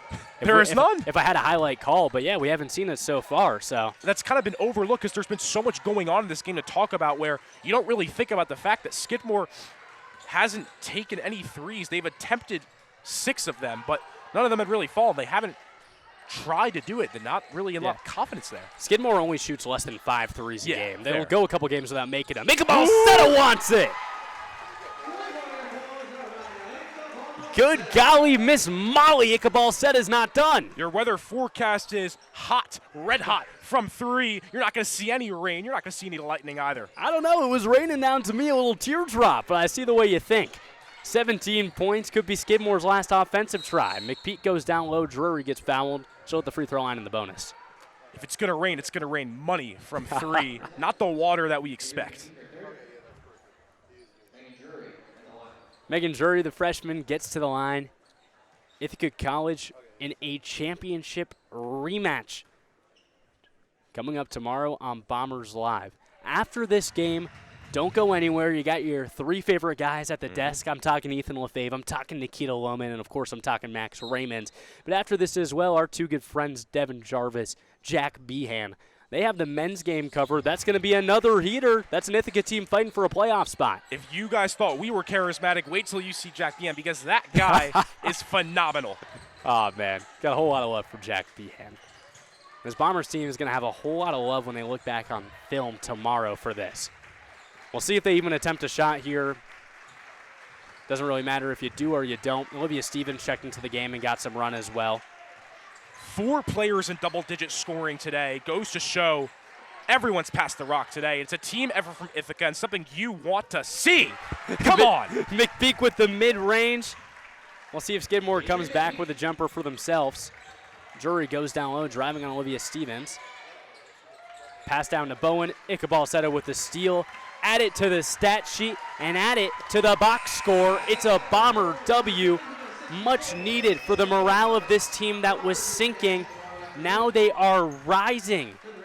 And it might not be Liberty League tournament material for this team, but that is a classic Ithaca Bomber win. We're going to take it all the way back to the pregame as we talked about. You asked me, what did I want to see from this team? Work hard and play hard, and that's what they did. A 64-47 win, and honestly, although there's only one game left, that's a statement win showing that no matter what scenario the Bombers are in, no matter if it's up or down, they're going to come out and give effort. As I said, 4 players at double-digit scoring. Look at the court down there. That's KJ Cinematics, Keenan Jackson taking videos of a win. I love to see him grinding. You'll see that on the social media later with a big fat W next to it for Bombers fans. Brad, you hit the nail on the head. This was a team that had to grind. They were in a tough spot. They truly needed this win, and it was exceptional. Brad, before we send it to the crew in the studio, final thoughts for what was a shocking, very good Bombers win. They have momentum. The Bombers have momentum, and maybe the first time all season. And although there's only one game left, carry the momentum into that next game, and you could see a phenomenal end to the season for a Bombers team that needed it. McNamara gets the double-double. Pintinelli shines. Mary Burnett does just about everything, and it marks another win for the Ithaca College Bombers. Don't go anywhere. More Bomber Hoops when we return right here on Bombers Live. Welcome back into the ICTV studios for Bombers Live post-game coverage of the Ithaca College women's basketball team. The Bombers beat the Thoroughbreds 64-47 by 17. Here at the desk, I'm Ethan Lefebvre, joined alongside Nikita Lohman and Max Raymond. Guys, what are our immediate takeaways from this one? I mean, this is pretty much the perfect game that you could have asked for, especially at this point in the season. We talked about, Max, experimenting, trying out different things, seeing what might click and stick going into next year. There were so many different things that clicked, but we talked a lot about young players getting their opportunities. You see that 3-ball, you're going to see some 3-balls from players like Simone Pintinelli, Mary Burnett with some phenomenal play offensively and defensively. To highlight Burnett specifically, 9 points, 8 boards, 3 blocks, but it wasn't just that. I mean, you see down low fighting. There's Zoraida Ichabod jumping up, blocking that inbounds pass, getting the steal. They set the tone early and often. They were hounding defensively. And that's what flipped the script. I mean, you see nothing easy down low right there, Max. Absolutely. The defense came to play for the Bombers. You saw in there a couple of steals from Ichabod. She had 4, leading the way for this Ithaca team. And again, I emphasize the word team because that's what they played as today. Moving the ball incredibly well, just kind of cycling it around, finding the open teammate. But again, sticking in there defensively, they did an incredible job. Yeah, and Max, what I find so interesting is when you look at the field goal percentage disparity, there is none. Ithaca shot 36.8%, Skidmore 34%. What's the difference? It's the turnovers and the rebounding. Ithaca wins the rebounding battle, as you mentioned, steals and turnovers as a whole. Skidmore had 6 more than the Bombers, and what does that lead to? 16 more field goal attempts for Ithaca. They were out scrappy. They were the gritty team. They were hungry today. Even with the team mathematically eliminated, they still came to play. There are some dogs on that floor. Ooh. They did come to play indeed, Nikita. But now I think it's time we look outside of the South Hill and we throw it on over to the Liberty League with our Liberty League women's analyst, Jonathan Falco. Falco, what do you got?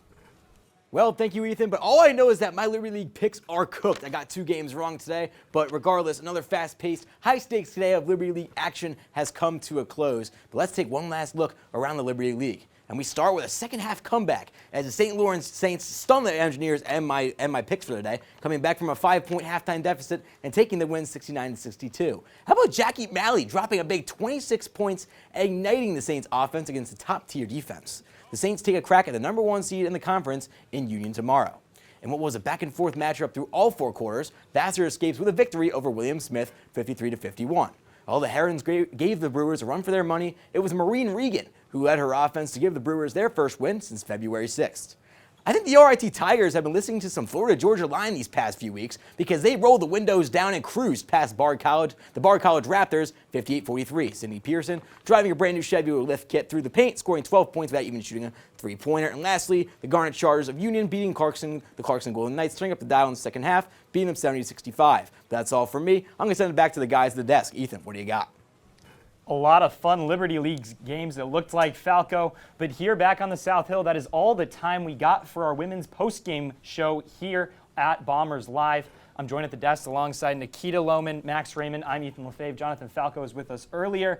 It is now time that we conclude this one. Ithaca wins 64-47. For our entire Bombers Live crew here, we just got to get going, and we'll see you in the second game of our doubleheader in moments. Bye-bye, and we'll see you in a little bit. Stay tuned.